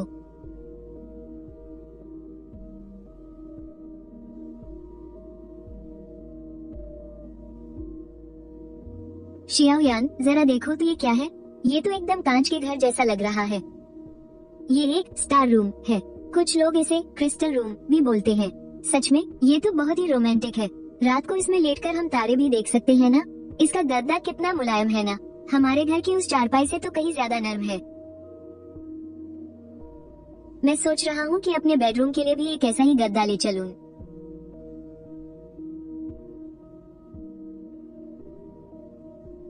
क्या हुआ जान? मेरे कपड़े तो अभी मशीन में ही है। अगर वो सूखे नहीं तो मैं क्या पहनूंगी? आज हमें शहर जाकर प्रॉपर्टी की रजिस्ट्री भी तो करवानी है। अरे मेरी भोली बीवी, तुम चिंता मत करो, ये मशीन कपड़े सुखा भी देती है। मैं हीटर चलाकर इन्हें थोड़ा और सुखा दूंगा। बस कुछ ही देर में तुम इन्हें पहन सकोगी। लो भाई, हो गए तैयार। कपड़े एकदम सूख गए हैं। जरा सूख कर तो देखो कितनी अच्छी महक आ रही है। सच में खुशबू तो बहुत प्यारी है। किसी दिन हमें अपनी शियाओ दुओ को भी यहाँ लेकर आना चाहिए। उसे भी यहाँ मजे से नहलाएंगे। बेचारी इतनी बड़ी हो गई है, लेकिन आज तक उसने इतने आराम से गर्म पानी से नहीं नहाया होगा। नहीं जान, हम ऐसा बिल्कुल नहीं कर सकते। अपनी बच्ची अभी बहुत छोटी है, ना समझ है। अगर उसने बाहर जाकर किसी को कुछ बता दिया तो, कि हमारे पास एक बहुत बड़ा सुपरमार्केट है जहाँ कभी खत्म न होने वाला खाना रखा है। अगर किसी को भनक भी लग गई ना, तो बड़े बड़े अफसर मुझे पकड़कर लैब में एक्सपेरिमेंट करने ले जाएंगे। इसलिए हमें इसे राज ही रखना होगा। वैसे भी अभी के लिए मैं सिर्फ सामान लाने वाला एक मामूली सा एजेंट हूँ। खाने पीने का सामान भी हम रोज बाहर निकाल सकते हैं। परिवार में जिसका जो खाने का मन करेगा मैं वही ले आऊंगा। पर यह बात एकदम राज रहनी चाहिए। बस हम दोनों को ही पता होना चाहिए। शियाओ दुओ को नहलाने के लिए हम शहर चले गए। शहर वाले घर में नल भी है और लोहे की छोटी बाल्टी भी। मैंने जो जुगाड़ वाला शौवा बनाया है ना, उससे नहाने में बड़ा मजा आएगा। हाँ, तुम बिल्कुल सही कह रहे हो, मैं ही ठीक से सोच नहीं पाई। ये बात किसी तीसरे इंसान को बिल्कुल भी पता नहीं चलनी चाहिए, समझे? शियाओ दुओ शहर वाले घर में आराम से नहा सकती है। इस सुपरमार्केट का सामान हम धीरे धीरे बाहर निकालकर फैक्ट्री में बेचेंगे और जो पैसे मिलेंगे उन्हें जोड़कर रखेंगे। आगे चलकर हम और भी घर खरीदेंगे। देखना, आने वाले वक्त में घरों की कीमत आसमान छुएगी। जब तुम्हारे मम्मी पापा से मिलने राजधानी जाएंगे ना, तो वहाँ भी एक घर खरीद लेंगे, ताकि बाद में जब भी हम सब उनसे मिलने जाएं, तो रुकने में कोई दिक्कत ना हो। तुम बेफिक्र रहो, मैं किसी को नहीं बताऊंगी। ये बात सिर्फ हम दोनों के बीच ही रहेगी, किसी को कानो कान खबर नहीं होगी। माँ और छोटी बहन को भी नहीं बताऊंगी। मेरी प्यारी बीवी, चलो अब मस्ती बंद करते हैं, जल्दी से बाहर चलते हैं। हमारी बेटी अब तक उठ गई होगी, माँ ने भी खाना बना लिया होगा। चलो जल्दी चलकर खाना खाते हैं। और हाँ, दोपहर को घर के कागजात भी तो नाम करवाने जाना है। वैसे अगर तुम्हें ये शीशे वाला घर इतना ही पसंद है, तो हम इसे शहर वाले घर के आंगन में रख लेंगे। सोचो, सर्दियों में बाहर बर्फ गिर रही होगी और शीशे के इस घर में अलाव जल रहा होगा। तुम माँ बेटी गर्माहट में बैठकर बर्फ का मजा लेना, और गर्मियों में रात का खाना खाते हुए आसमान के तारे देखना। और सुपरमार्केट में अपने आप एक नया घर आ जाएगा। सच में शहर वाले आंगन में तो ये बहुत सुंदर लगेगा। बिल्कुल सच। तो फिर आज रात मेरी बीवी को मेरी खूब तारीफ करनी पड़ेगी। सपने देखना छोड़ दो, रुको मैं जरा कपड़े बदल लूं, फिर हम जल्दी से बाहर चलेंगे। दुओ दुओ पक्का उठ गई होगी। संगीत कसकर पकड़ लो, चलो चलते हैं।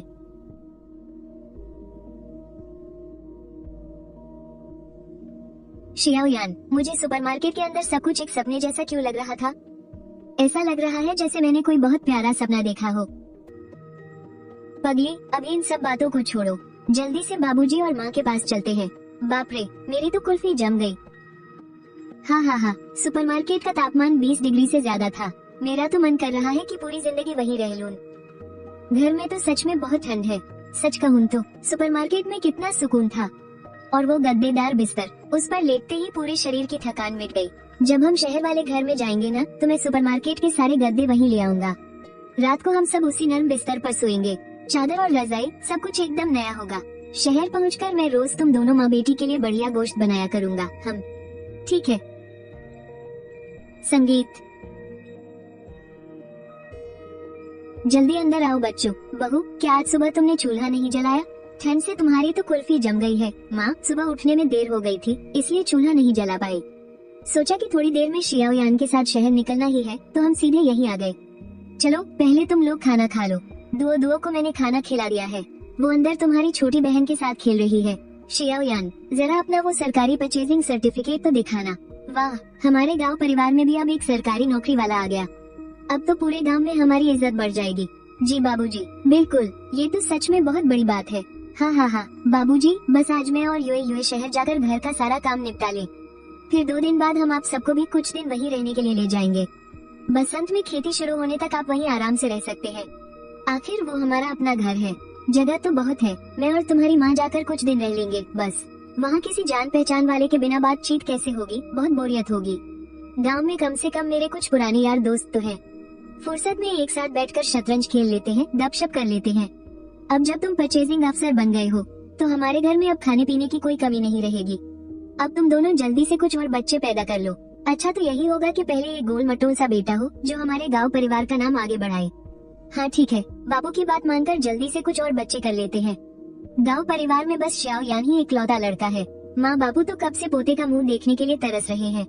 एक बार शहर में जाकर हम अच्छे से सेटल हो जाएं, फिर मैं उनके लिए एक प्यारा सा गोल मटोल बेटा पैदा करूंगी। माँ, मुझे आपकी बहुत याद आ रही थी। आप सुबह कहाँ चली गई थी? अरे ओ नटखट, बुआ ने पूरी सुबह तुम्हारे साथ खेला और अपनी माँ को देखते ही मुझे एकदम से भूल गई। मुझे मेरी माँ चाहिए। माँ के पास से बहुत अच्छी खुशबू आती है, बुआ के पास से माँ जैसी खुशबू नहीं आती। अरे तो क्या मेरी ड्यो को अपने पापा की याद नहीं आई? पापा तो गंदे हैं, मुझे पापा की याद नहीं आई। अच्छा, जरा ड्यो पापा की गोदी में आकर सूंघ कर तो देखिए। देखो भला, कहीं से बदबू आ रही है क्या? वाह, पापा तो बहुत अच्छी महक रही हैं। हाँ माँ जी, आज आप और श्याओ में प्लीज श्याओ ड्यो का ख्याल रखना। मैं और शाओ यान शाम तक वापस आ जाएंगे। शाओ डियो, अपनी दादी और बुआ की सारी बात मानना। माँ जब रात को लौटेगी तो तुम्हारे लिए पीच का डिब्बा लेकर आएगी। भाभी, मुझे भी पीच का डिब्बा चाहिए। हाँ हाँ, सबके लिए लाऊंगी। तुम्हारे लिए भी पक्का लाऊंगी। शाओ यान, युए युए। चलो जल्दी चलते हैं। मुखिया जी अभी ग्राम पंचायत में ही होंगे। वो तुरंत तुम्हारा सर्टिफिकेट बना देंगे ताकि तुम लोग जल्दी जाकर जल्दी वापस आ सको।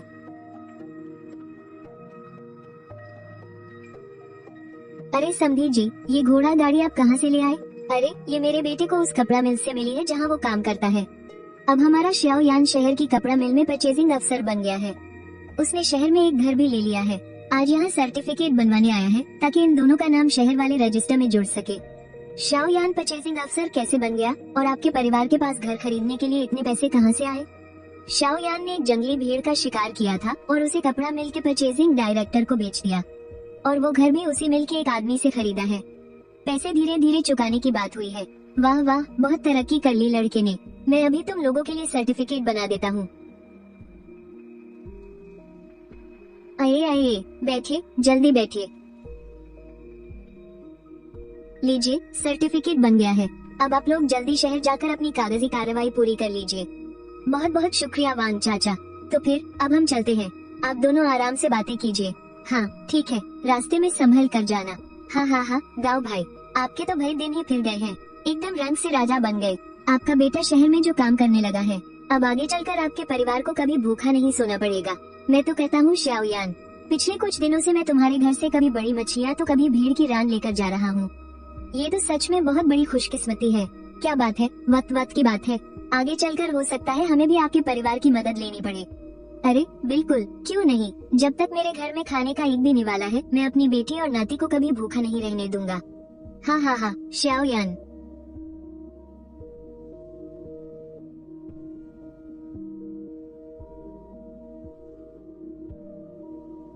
श्याओ यान, हमें शहर जाने की जल्दी नहीं थी क्या? तुमने गाड़ी यहाँ क्यों रोक दी? हम यहाँ कैसे आ गए? युए युए, बाहर बहुत ठंड है। तुम बस यहीं रुको। जब हम शहर वाले घर पहुँच जाएंगे तब मैं तुम्हें बाहर निकालने के लिए आऊंगा। तुम्हें जो खाना हो ले लो, खाकर गद्दे पर थोड़ी देर सो जाना, वहाँ गर्माहट रहेगी। ठीक है युए युए। छोटे आंगन में पहुँचते ही मैं तुम्हें लेने आ जाऊंगा। हाँ, और अगर नींद न आए तो अपने साथ लाई हुई चादरों को वॉशिंग मशीन में धोने डाल देना। जब हम वहाँ पहुँचेंगे तो सीधा गद्दे और तकिए बिछा सकेंगे। तुमने यह बात पहले क्यों नहीं बताई? तुम्हारी वजह से मैं गाड़ी में ठंड से लगभग जम ही गई थी। अरे, मुझे भी तो अभी याद आया ना। हाँ सच, सुपरमार्केट में सर्दियों की मोटी जैकेट भी है। मैं तुम्हारे लिए एक निकाल लाता हूँ। बाद में बाहर जाते समय इसे पहन लेना। आज बाहर जाते समय यही पहनना। ये काफी मोटी है, मैं पक्का कहता हूँ तुम्हें बिल्कुल ठंड नहीं लगेगी। मुझे गुलाबी वाली पहननी है, वो बहुत सुंदर है। उसे बाद में कभी पहन लेना, वरना तुम उसे पहनकर बाहर जाओगी तो बहुत अजीब लगेगा। देखो, आजकल के जमाने में इतने चटक रंग के कपड़े कौन पहनता है? गुलाबी रंग पहनकर सड़क पर चलोगी तो सबका ध्यान तुम्हारी तरफ जाएगा और बेवजह मुसीबत खड़ी हो सकती है। तो फिर मैं काले रंग वाली ही पहन लेती हूँ।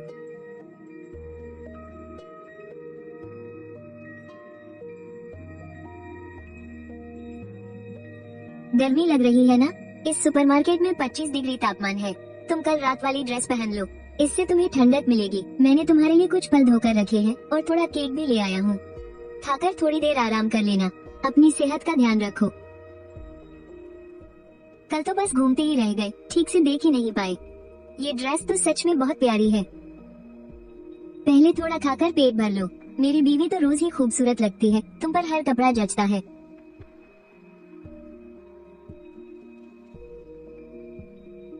तुम जल्दी बाहर जाकर गाड़ी चलाओ। शहर में कितना समय हो गया होगा, तुम्हें बस यही सब सोचता है। अब मेरी बीवी है ही इतनी खूबसूरत तो मैं क्या करूं? मैं तुम्हें जितना प्यार करूं, मुझे कम ही लगता है। मुझे जल्दी करनी होगी, वरना हाउसिंग बोर्ड का ऑफिस बंद हो जाएगा लगभग 2 घंटे बाद।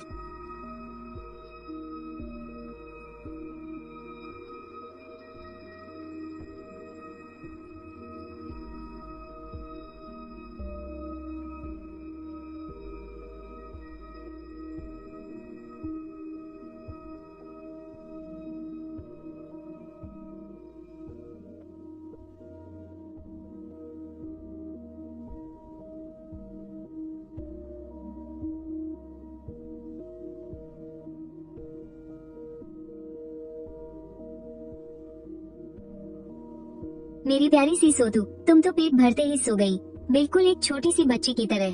सुपरमार्केट में कितनी अच्छी गर्माहट है ना। फल खाने के बाद मुझे नींद आने लगी थी तो सोचा थोड़ी देर सो लूं। क्या तुम शहर पहुंच गए? बिल्कुल पहुंच गया। मैं तो कोयला और 2 अंगीठियां भी खरीद लाया हूँ, एक मुख्य कमरे के लिए और एक पश्चिमी कमरे के लिए। जब माँ और बाबूजी आएंगे तो वो भी आराम से गर्माहट में रह सकेंगे। तो फिर चलो जल्दी से बाहर चलते हैं। मुझसे तो अपना आंगन देखने का इंतजार ही नहीं हो रहा है। क्या तुम सच में ये ड्रेस पहनकर बाहर जाना चाहती हो, ऐसे खुले पैरों के साथ? बाहर बहुत ज्यादा ठंड है, तुम तो बिल्कुल बर्फ की कुल्फी बन जाओगी। अरे हाँ, मैं तो भूल ही गई थी, तुम मेरा थोड़ा इंतजार करो, मैं पहले थोड़ा सामान समेट लेती हूँ। हाँ सच, तुम जरा इस गद्दे को बाहर निकाल दो, इस पर सोने में कितना मजा आता है ना। हाँ ठीक है, जो तुम कहो मेरी जान। मेरी बीवी का हुक्म सर आंखों पर।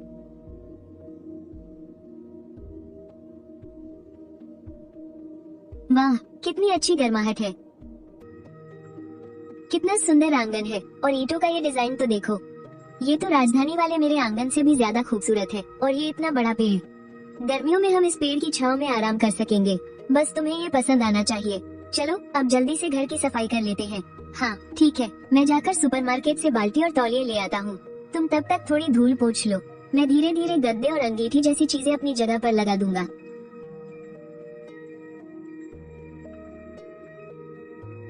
कितना अच्छा लग रहा है, आखिरकार हमारा अपना घर हो ही गया। अब से हमारी शाव दुआ इस बड़े से आंगन में भाग दौड़ कर खेल सकेगी। अब उसे गांव के उस छोटे से कच्चे घर में नहीं रहना पड़ेगा। जल्दी करो भाई, मैंने पूरे 2 साल से गोश्त नहीं खाया है।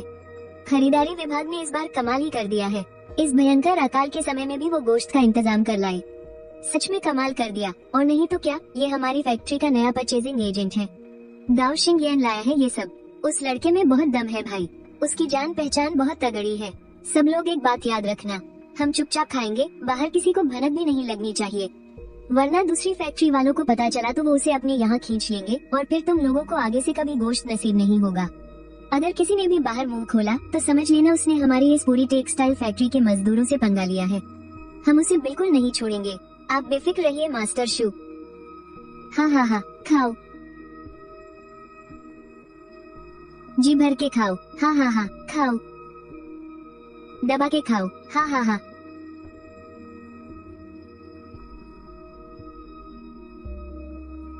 उफ, पूरे 2 साल हो गए, आखिरकार आज गोश्त नसीब हुआ है। क्या महक है इसकी, बहुत मजेदार। शाओडिंग, इस नए परचेजिंग एजेंट पर तुम्हें कड़ी नजर रखनी होगी, ध्यान रहे कोई दूसरी फैक्ट्री वाला उसे तोड़कर ना ले जाए, वो तो हमारी फैक्ट्री का अनमोल खजाना है। आप चिंता मत कीजिए मैनेजर साहब, मुझे सब पता है, मैंने फैक्ट्री में सबको पहले ही ताकीद कर दी है, कोई भी गाओ शिंगलियन के बारे में बाहर किसी से कुछ नहीं कहेगा। सुनो, घर भी अच्छे से सेट कर लिया है, एक बार शाओ डुओ को यहाँ ले आए, फिर हम कोशिश करके एक और बच्चा प्लान करेंगे, वरना आगे चलकर जब शाओ डुओ बड़ी होगी तो वो एकदम अकेली पड़ जाएगी। पहले तो खाने पीने के लाले पड़े थे, तब बच्चा पैदा करने की हिम्मत कहाँ थी। भूख मिटाने के लिए खुद ही ठंडा पानी पीकर काम चलाना पड़ता था। शाओ डुओ को हर रोज भूख से रोता देख मेरा तो दिल ही छलनी हो जाता था।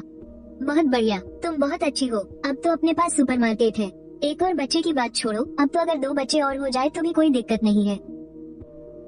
आ गया, बस आ गया।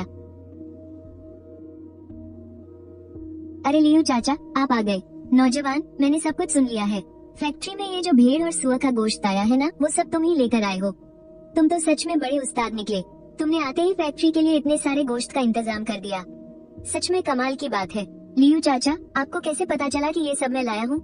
अरे तुम्हें पता नहीं है, आज दोपहर को मजदूरों की कैंटीन में तो जैसे बाढ़ ही आ गई थी, लोग खाना लेने के लिए एक दूसरे पर चढ़े जा रहे थे, इसी वजह से मुझे यहाँ आने में देर हो गई। शुक्र है आज सुबह मैंने छुट्टी नहीं ली थी, तो मुझे भी गोश्त खाने को मिल गया। आप बेफिक्र रहिए लियो चाचा, अब मैं आ गया हूँ ना, तो आगे से अपनी फैक्ट्री वालों को हमेशा गोश्त खाने को मिलता रहेगा। चलो ये तो बहुत अच्छी बात है। चलो पहले मोहल्ला कमेटी ऑफिस चलकर सर्टिफिकेट बनवा लेते हैं, फिर हाउसिंग बोर्ड जाकर मकान नाम करवाने का काम भी निपटाना है। ये काम हमें जल्दी पूरा करना होगा। ठीक है, मैं अपनी बीवी को बुला लाता हूँ। अरे हाँ सुनिए लियो चाचा, अच्छा हुआ याद आ गया, हम दोनों मिलकर आपके अनाज की वो 6 बोरियां भी गाड़ी में रखवा देते हैं। काम खत्म होने के बाद लौटते वक्त मैं उन्हें आपके घर छोड़ता हुआ जाऊंगा। बहुत बढ़िया, तुम्हारा बहुत बहुत शुक्रिया मेरे बच्चे। इसमें तो सिर्फ चावल है, और तुम्हें ये खीरे और टमाटर कहाँ से मिल गए? इस मौसम में तो इनका मिलना बहुत मुश्किल होता है। इसमें सिर्फ चावल नहीं है, कुछ बोरियां आटे की भी है, और ये सब्जियां मैंने दक्षिण से आए एक फेरी वाले की गाड़ी से ली है। ज्यादा नहीं थी, बस अपने खाने पीने के लिए ही रख ली। बेटे, मुझे 4 बोरी चावल दे दो और 2 बोरी आटा दे दो, चलेगा क्या? हाँ हाँ, बिल्कुल चलेगा।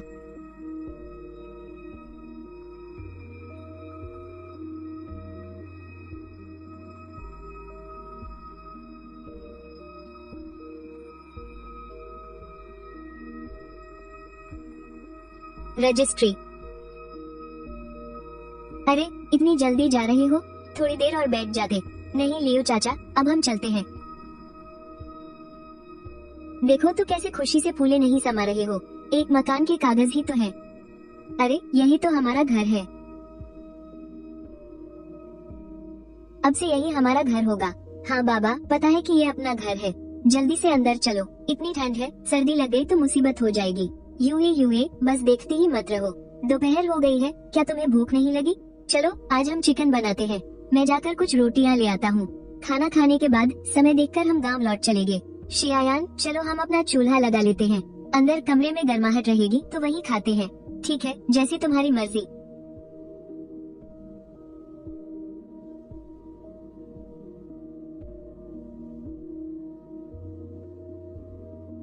मैं जरा बाहर तक जा रहा हूँ। अरे,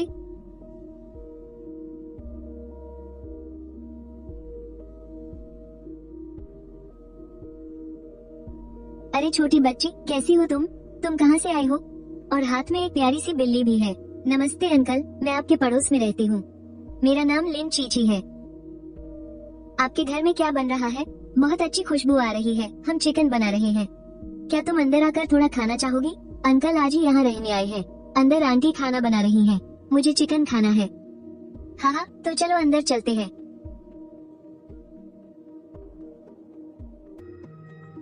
अरे छोटी बच्ची, कैसी हो? तुम तो बहुत प्यारी हो। नमस्ते आंटी, आप कैसी हैं? ये पड़ोस वाले घर की बच्ची है। चिकन की खुशबू सूखकर हमारे दरवाजे तक आ गई थी तो मैं इसे अंदर ले आया। चलो, हम सब साथ में खाना खाते हैं।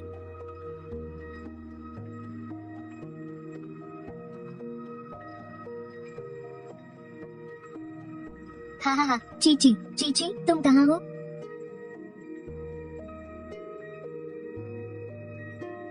छोटी चीची, तुम आराम से खाओ। आंटी तुम्हारी मम्मी को अंदर बुलाकर लाती है।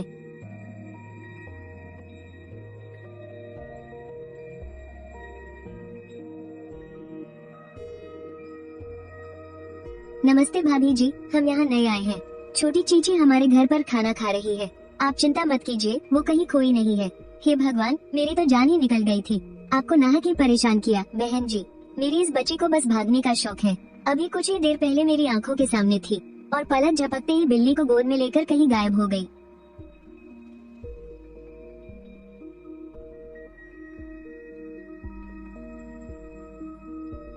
नमस्ते भाभी जी, हम पति पत्नी अभी अभी यहाँ रहने आए हैं।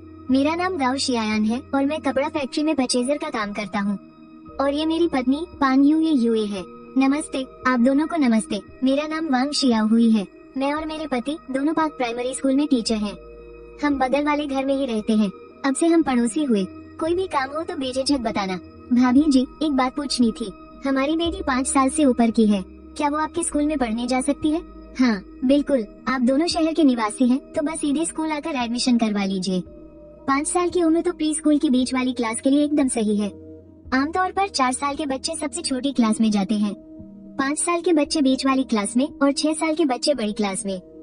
फीस भी ज्यादा नहीं है। एक सेमेस्टर के सिर्फ 8 रुपए लगते हैं।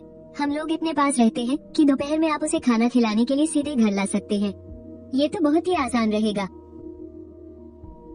खैर, अब मैं आप लोगों को और परेशान नहीं करूंगी। आप लोग भी जल्दी से अपना सामान सेट कर लीजिए। अपनी बच्ची का एडमिशन करवाने के लिए बस बगल वाले घर में आकर मुझसे मिल लेना। मैं तुम्हारे लिए पहले से ही एक सीट रोक कर रखूंगी। अरे वाह, इसके लिए आपका बहुत बहुत शुक्रिया भाभी जी। हम अभी अभी शहर आए हैं ना, तो यहाँ के बारे में कुछ खास पता नहीं है। आगे भी हमें आपकी मदद की जरूरत पड़ती रहेगी। बाय बाय अंकल और आंटी। किसी और दिन मैं फिर से आपके घर खाना खाने आऊंगी। अरे ओ मेरी छोटी सी भुक्खड़, जल्दी से अंकल और आंटी को बाय बोलो। बहुत बढ़िया, डोडो के स्कूल का मसला भी हल हो गया। अब हमें कोई चिंता करने की जरूरत नहीं है। हाँ, सच में हम बहुत खुशकिस्मत हैं।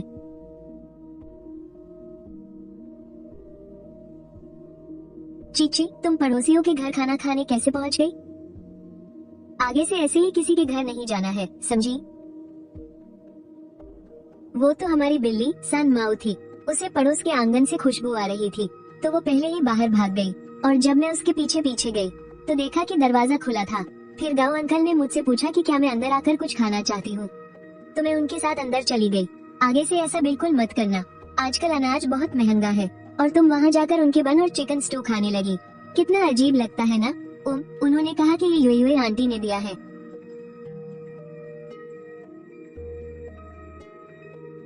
ये तो व्हाइट रैबिट वाली दूध की टॉफी है जो आसानी से मिलती भी नहीं। तुम तो बड़े कमाल के हो।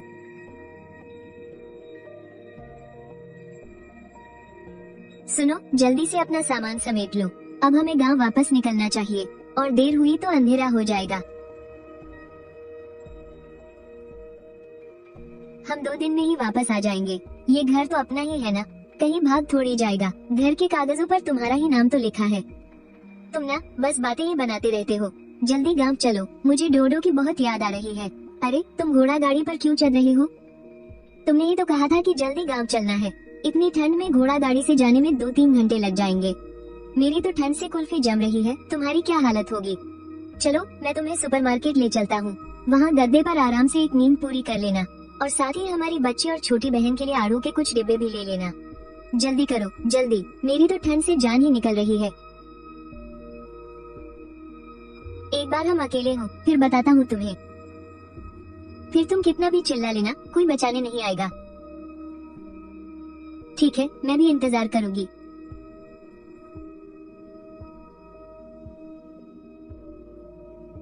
कूपन। मेरी बीवी कितनी सुंदर है। मेरा तो मन कर रहा है कि बस अभी उसी के साथ रहूं। अभी थोड़ी देर पहले तो घर जाने की जल्दी थी और अब यहाँ समय बर्बाद कर रहे हो। जल्दी बाहर निकलो ताकि गाड़ी पकड़ सके। चलो चलो, बस निकल ही रहे हैं। पहले गांव के मोड़ तक पहुँचते हैं, फिर उसे जगाएंगे। उसे थोड़ी देर और सोने दो। हाँ हाँ समझ गया, तुम जरा जल्दी चलो।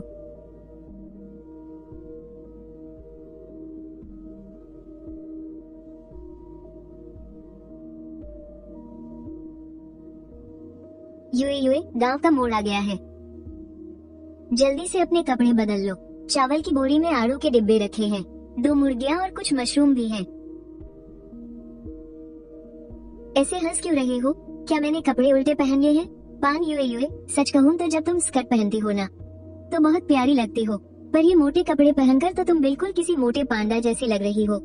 मेरा तो सारा मूड ही खराब हो गया। अरे उत्तर पूर्व की इस कड़ाके की ठंड में बिना मोटे कपड़ों के कोई जिंदा रह सकता है क्या? गर्मियों में सादे कपड़ों में भी तुम्हारा फिगर पता नहीं चलता। बस वो छोटी स्कर्ट ही है जिसमें तुम पतली और फिट दिखती हो। मैं इतनी भी मोटी नहीं हूँ। अब जल्दी चलो, मुझे डोडो की बहुत याद आ रही है। कल रात में उसे ठीक से गले लगाकर सो भी नहीं पाई थी।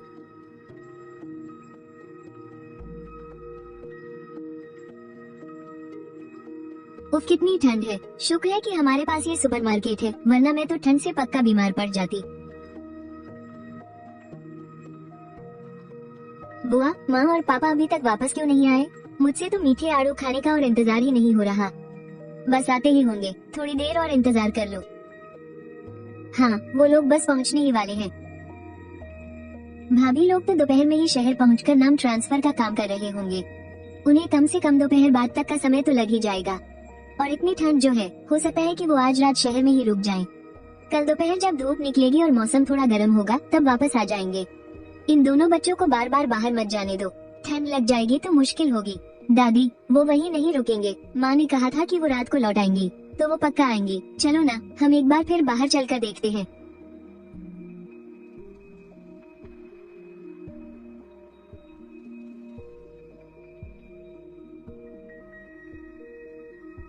अरे बहुत ठंड है, चलो पहले कमरे में चलकर थोड़ा हाथ पैर सेक लेते हैं। थोड़ी देर बाद फिर से बाहर आकर देख लेंगे, ठीक है?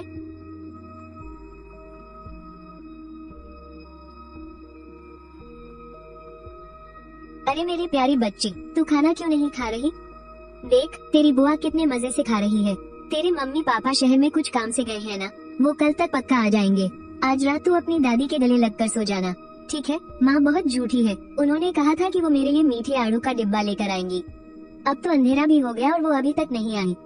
माँ बहुत गंदी है। जब वो लोग लौटेंगे ना, तो हम उनके साथ बिल्कुल नहीं खेलेंगे। तेरी बुआ खेलेगी तेरे साथ, मुझे नहीं खेलना बुआ के साथ। बुआ ने मेरी व्हाइट रैबिट वाली सारी दूध की टॉफियां खा ली।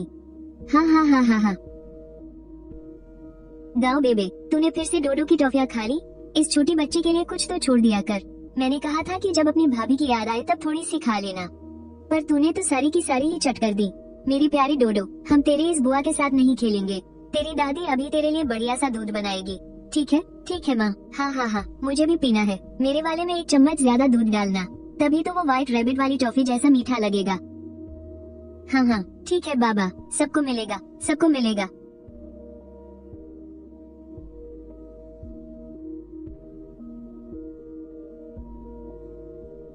भैया भाभी, आखिरकार आप लोग लौट ही आए।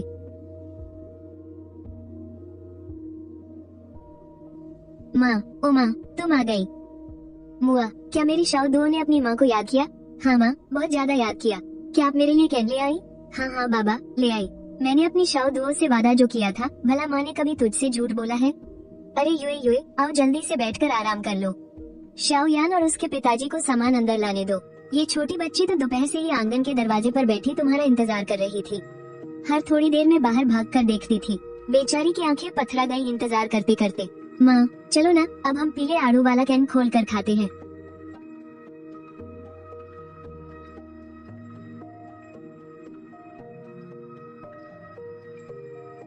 शिंगयान, इन बोरियों में क्या है?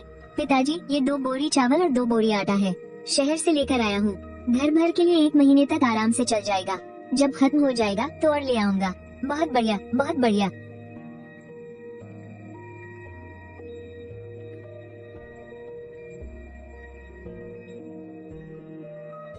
मैं अभी तुम सबके लिए खाना गर्म करती हूँ। बेचारी युए युए ने आज दिन भर बहुत भाग दौड़ की है। पक्का इसे ठंड लग गई होगी। थोड़ी देर में गर्म पानी कर लेना और उसमें अपने पैर डालकर अच्छे से सेक लेना। सच कहूँ तो आज मैं पूरी दोपहर सुपरमार्केट में सोती रही, मुझे तो जरा भी ठंड नहीं लगी। बल्कि इन्होंने पूरे रास्ते गाड़ी चलाई है, मुझे तो लगता है कि असली ठंड तो इन्हें ही लगी होगी। भाभी, आपकी यह जैकेट कितनी सुंदर है। क्या इसे शहर से लिया है? मैंने देखा था कि युए युए की पुरानी जैकेट बहुत पतली थी, तो इस बार जब हम शहर गए ना, तो मैंने ट्रेन में सामान बेचने वाले एक आदमी से बीजिंग की बनी हुई यह जैकेट इसके लिए खरीद ली। बहुत सुंदर है ना? कुछ दिन रुक जाओ, मैं तुम्हारे लिए भी ऐसी ही एक प्यारी सी जैकेट बनवा दूंगी। चलो ठीक है बेटा। युए युए, अब तुम जल्दी से बैठकर थोड़ा आराम कर लो। मैं बस अभी खाना लगाती हूँ।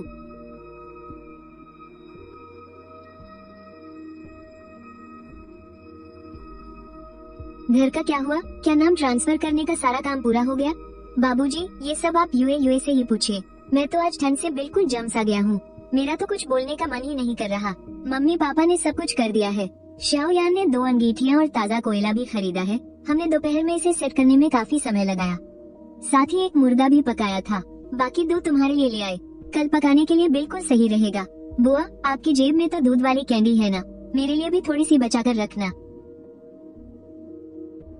कितनी बड़ी हो गई हो, फिर भी हमारी छोटी डोडो की कैंडी छीन रही हो। बच्चों को ज्यादा मीठा नहीं खाना चाहिए, दांत खराब हो जाते हैं। डोडो प्यारी बच्ची है ना। लाओ, बुआ तुम्हारी थोड़ी मदद कर देती है खाने में। हाँ हाँ हाँ, छोटी को खाने दो। वैसे भी डोडो को ज्यादा मीठा नहीं खाना चाहिए, दांतों के लिए ठीक नहीं है। उसे सिर्फ दूध पिला देना।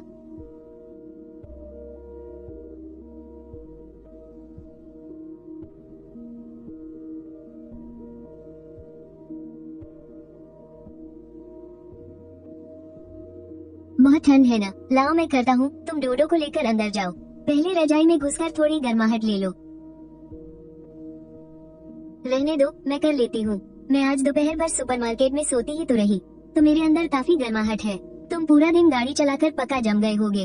अगर मेरी बात नहीं मानी ना, तो मार पड़ेगी। अच्छा ठीक है, मैं ही पहले कमरे में जा रहा हूँ। तुम आराम से आग जला लो। अरे हाँ, तुम दिन भर बाहर रहे हो ना, तो बाद में गर्म पानी से पैर जरूर सेक लेना। अरे क्या पैर सेकना, मैं सुपरमार्केट जाकर थोड़ा पानी गर्म करके नहा लूंगा, बस हो गया। ठीक है, तुम मेरी चिंता मत करो। जल्दी से रजाई में जाओ और हमारी बेटी के पास लिट जाओ।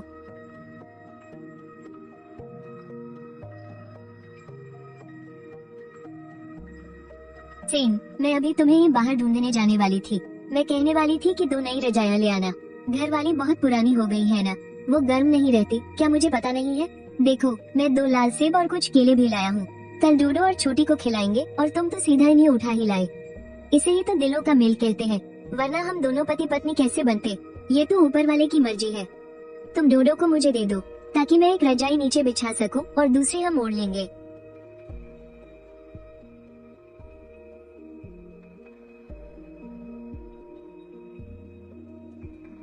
आधी रात को सोने के टाइम तुम ये फल क्यों ले आए? रात को हमने बहुत ज्यादा मटन खा लिया था ना। लाओ हम दोनों एक एक सेब खा लेते हैं और उसके बाद कुछ केले खा लेंगे तो पेट को थोड़ा हल्का लगेगा। तुम चख कर देखो, बहुत मीठा है, सच में बहुत टेस्टी है। अगर तुम्हें अच्छा लगा ना तो शहर जाकर मैं रोज तुम माँ बेटी के लिए ये लाऊंगा और शहर पहुँचते ही सबसे पहले हम डोडो का स्कूल में दाखिला करवाएंगे। और अगर तुम काम करना चाहोगी तो मैं तुम्हारे लिए कपड़ा फैक्ट्री में कोई हल्का फुल्का काम ढूंढ दूंगा।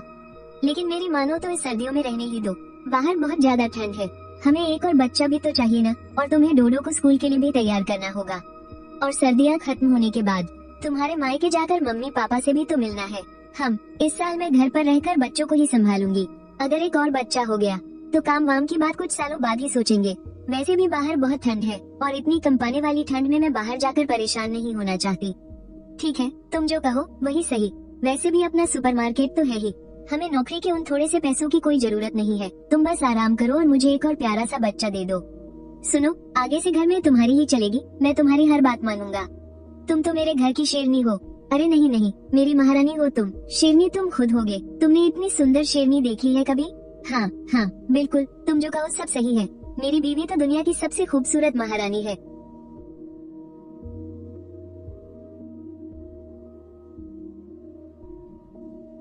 माँ मैं आ गई। हुई। अरे तू कैसे आ गई?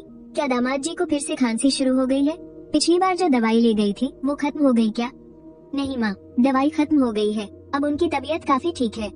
कल ससुर जी जब शहर से वापस आए ना, सुना है जियाओयान कपड़ा कारखाने में परचेजिंग अफसर बन गया है, तो मैं दौड़ी दौड़ी देखने आ गई। और नहीं तो क्या, तुम्हारे भाई ने तो कमाल ही कर दिया। सिर्फ सरकारी नौकरी वाला परचेजिंग अफसर ही नहीं बना, बल्कि शहर में ईंटों का एक पक्का घर भी ले लिया है। अब हमारे परिवार को कभी भूखे मरने की नौबत नहीं आएगी। हाँ, आज दोपहर का खाना यही खाकर जाना। मैंने जियाओयान से कहकर एक मुर्गा बनवाया है। तुम अपने बेटे छोटे लेई को साथ नहीं लाई? इतनी ठंड में मैं उसे बाहर लाने की हिम्मत नहीं जुटा पाई, कहीं उसे ठंड लगकर बुखार न आ जाए। सही कह रही हो, ठंड तो बहुत है। मैंने भी छोटी डुओ को घर से बाहर नहीं निकलने दिया। मुझे भी उसके बीमार पड़ने का ही डर था, इसलिए वो अंदर कमरे में युए के साथ खेल रही है। जियाओयान, क्या कारखाने वालों ने तुम्हें यही बग्घी और खच्चर दिया है? ये तो बहुत ही तगड़ा है, हमारे गांव वाले खच्चरों से भी ज्यादा ऊंचा और हट्टा कट्टा है। हाँ, शहर के कपड़ा कारखाने का ये खच्चर पक्का हमारे गांव वाले खच्चरों से अच्छा चारा खाता होगा। इसे हर वक्त बढ़िया चारा जो मिलता है, तो जाहिर है कि यह इतना तगड़ा तो होगा ही। दीदी, आप और माँ जल्दी से अंदर कमरे में चलो, इतनी ठंड है, कहीं सर्दी न लग जाए। जरा खुशबू तो सूंघो, मुर्गा भी लगभग पककर तैयार है। जल्दी से अंदर चलो और थोड़ी आग सेक लो। ढो, आज सुबह तुमने अपनी माँ के साथ क्या खेला? क्या तुमने पीले आड़ू खाए? माँ ने मुझे छोटे खरगोश की कहानी सुनाई, मैंने पीले आड़ू नहीं खाए। माँ ने कहा कि जब बुआ आएंगी तब हम साथ मिलकर खाएंगे, और उन्होंने मुझे एक कटोरी दूध भी बनाकर पिलाया। अरे वाह, वो तो बहुत मीठा होगा। हमारी ढो कितनी प्यारी बच्ची है। इधर आओ, बुआ तुम्हें टॉफी देंगी।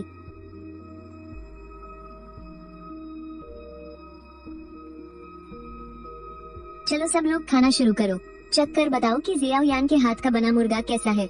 बहुत बढ़िया महक आ रही है, सच में मजा आ गया। काश मुझे रोज खाने को ऐसी ही चिकन लेग पीस मिल जाए।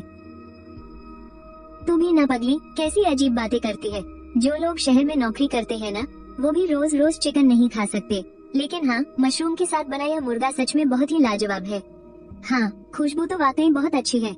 अब जब जियाओयान परचेजिंग अफसर बन गया है, उसे अच्छी तनख्वाह मिलेगी और सरकारी राशन मिलेगा। अब हमें भूखे पेट सोने की कोई चिंता नहीं है। तुम्हें और युए को अब जल्दी से कुछ और बच्चे पैदा करने के बारे में सोचना चाहिए। घर में ज्यादा लोग हो तभी तो रौनक रहती है। दीदी, आप फिक्र मत करो। पहले खाने को अनाज नहीं था तो हम बच्चे पैदा करने से डरते थे, पर अब हमारे अच्छे दिन आ गए हैं। हम दोनों भी यही सोच रहे हैं, बस अब एक बेटा और हो जाए। बहुत बढ़िया, यही तो समझदारी है। थोड़ा और मांस खाओ, शरीर में ताकत आएगी। बेबे, तू भी अब 16 साल की हो गई है। अगले साल बसंत का मौसम आने दे, माँ तेरी शादी की तैयारियाँ भी शुरू कर देगी। माँ, मैं अभी बहुत छोटी हूँ, मुझे अभी शादी नहीं करनी। मैं आपको, पिताजी को और भाभी को छोड़कर कहीं नहीं जाना चाहती। तू ना बहुत बिगड़ गई है। 16 साल ही तो घर बसाने की सही उम्र होती है। तेरी बड़ी दीदी और तेरे भाई की शादी भी तो इसी उम्र में हुई थी। अगर तू शादी नहीं करेगी तो क्या पूरे गांव वालों से हमारी हंसी उड़वाएगी? तू अपनी दीदी के छोटे ले को ही देख ले और अपनी छोटी बोडवो को देख, कितने प्यारे हैं ये दोनों।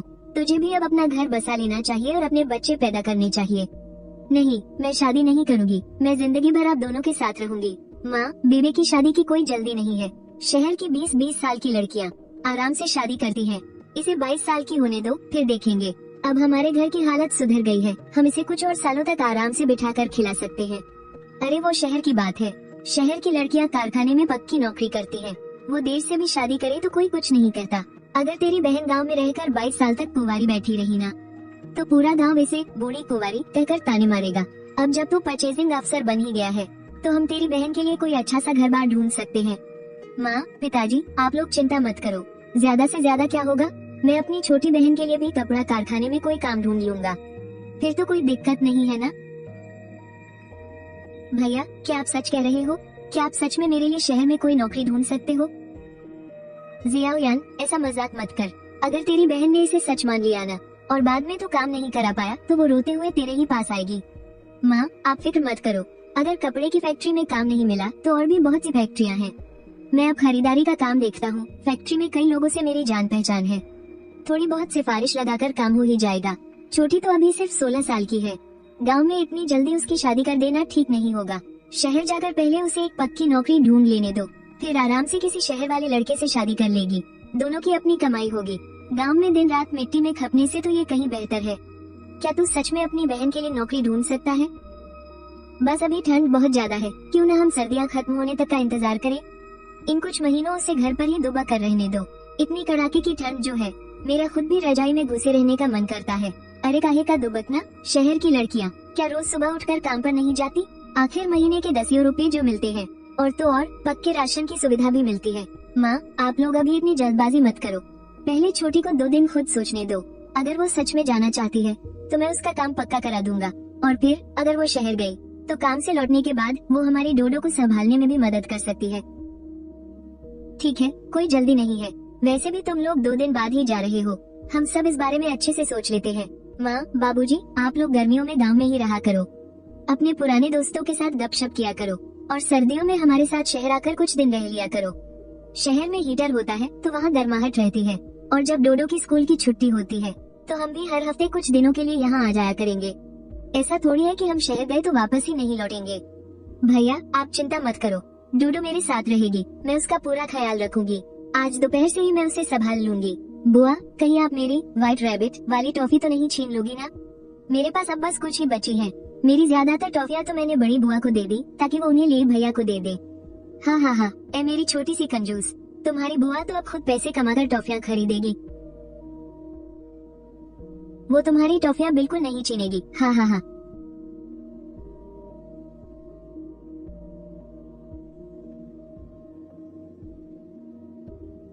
थोड़ी देर में जब तू अपने घर जाएगी तो मैं तुझे ले जाने के लिए थोड़ा सफेद आटा बांध दूंगी। घर में अब खूब सारा अनाज है, तू इसे ले जाकर छोटे ले और दामाद जी को खिलाना। शुक्रिया माँ। जब तेरी छोटी बहन को काम मिल जाएगा और शहर में उसके कदम जम जाएंगे, नौकरी पक्की हो जाएगी, तब मैं तेरे भाई से बात करूंगी कि क्या वो तेरे लिए भी शहर में कोई पक्की नौकरी ढूंढ सकता है, ताकि तेरा भी बोझ थोड़ा हल्का हो सके। एक पक्की नौकरी होगी और पक्का राशन मिलेगा, वो तो किसी वरदान से कम नहीं है। कम से कम गांव में खेती करने से तो बेहतर ही होगा। माँ, अभी कोई जल्दी नहीं है, पहले छोटी का काम तो पक्का हो जाने दो। मैं सर्दियाँ बीतने का इंतजार करूंगी। मेरे पति अभी भी बीमार चल रहे हैं और छोटा ले भी मेरे बिना नहीं रह सकता। सर्दियाँ खत्म होने पर देखते हैं कि छोटे भाई का कहीं कोई जुगाड़ बैठता है या नहीं।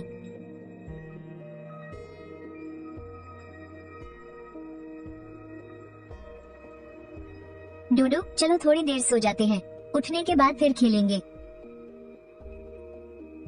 ठीक है।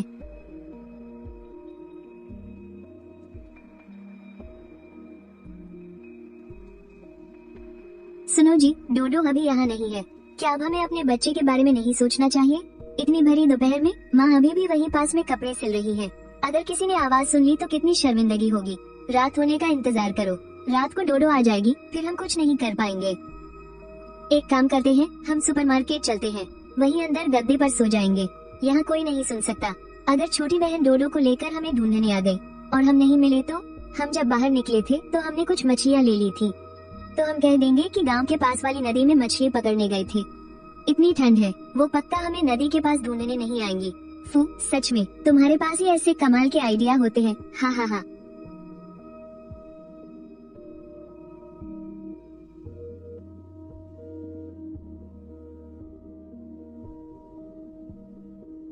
भाभी, मैं अभी छोटी डोडो को लेकर वहाँ गई थी, पर वहाँ कोई नहीं था, तो आप लोग मछली पकड़ने गए थे। अरे वाह, ये 5 मछलियाँ तो बहुत बड़ी हैं। चलो ठीक है, अब जल्दी से बैठकर खाना खा लो। पूरी दोपहर बाहर बिताई है, ठंड से जम गए होगे। हाँ माँ, थोड़ी ठंड तो है। रात को इनमें से एक मछली बना लेना, बाकी को हम फ्रीज में रख देंगे ताकि बाद में आराम से खा सके।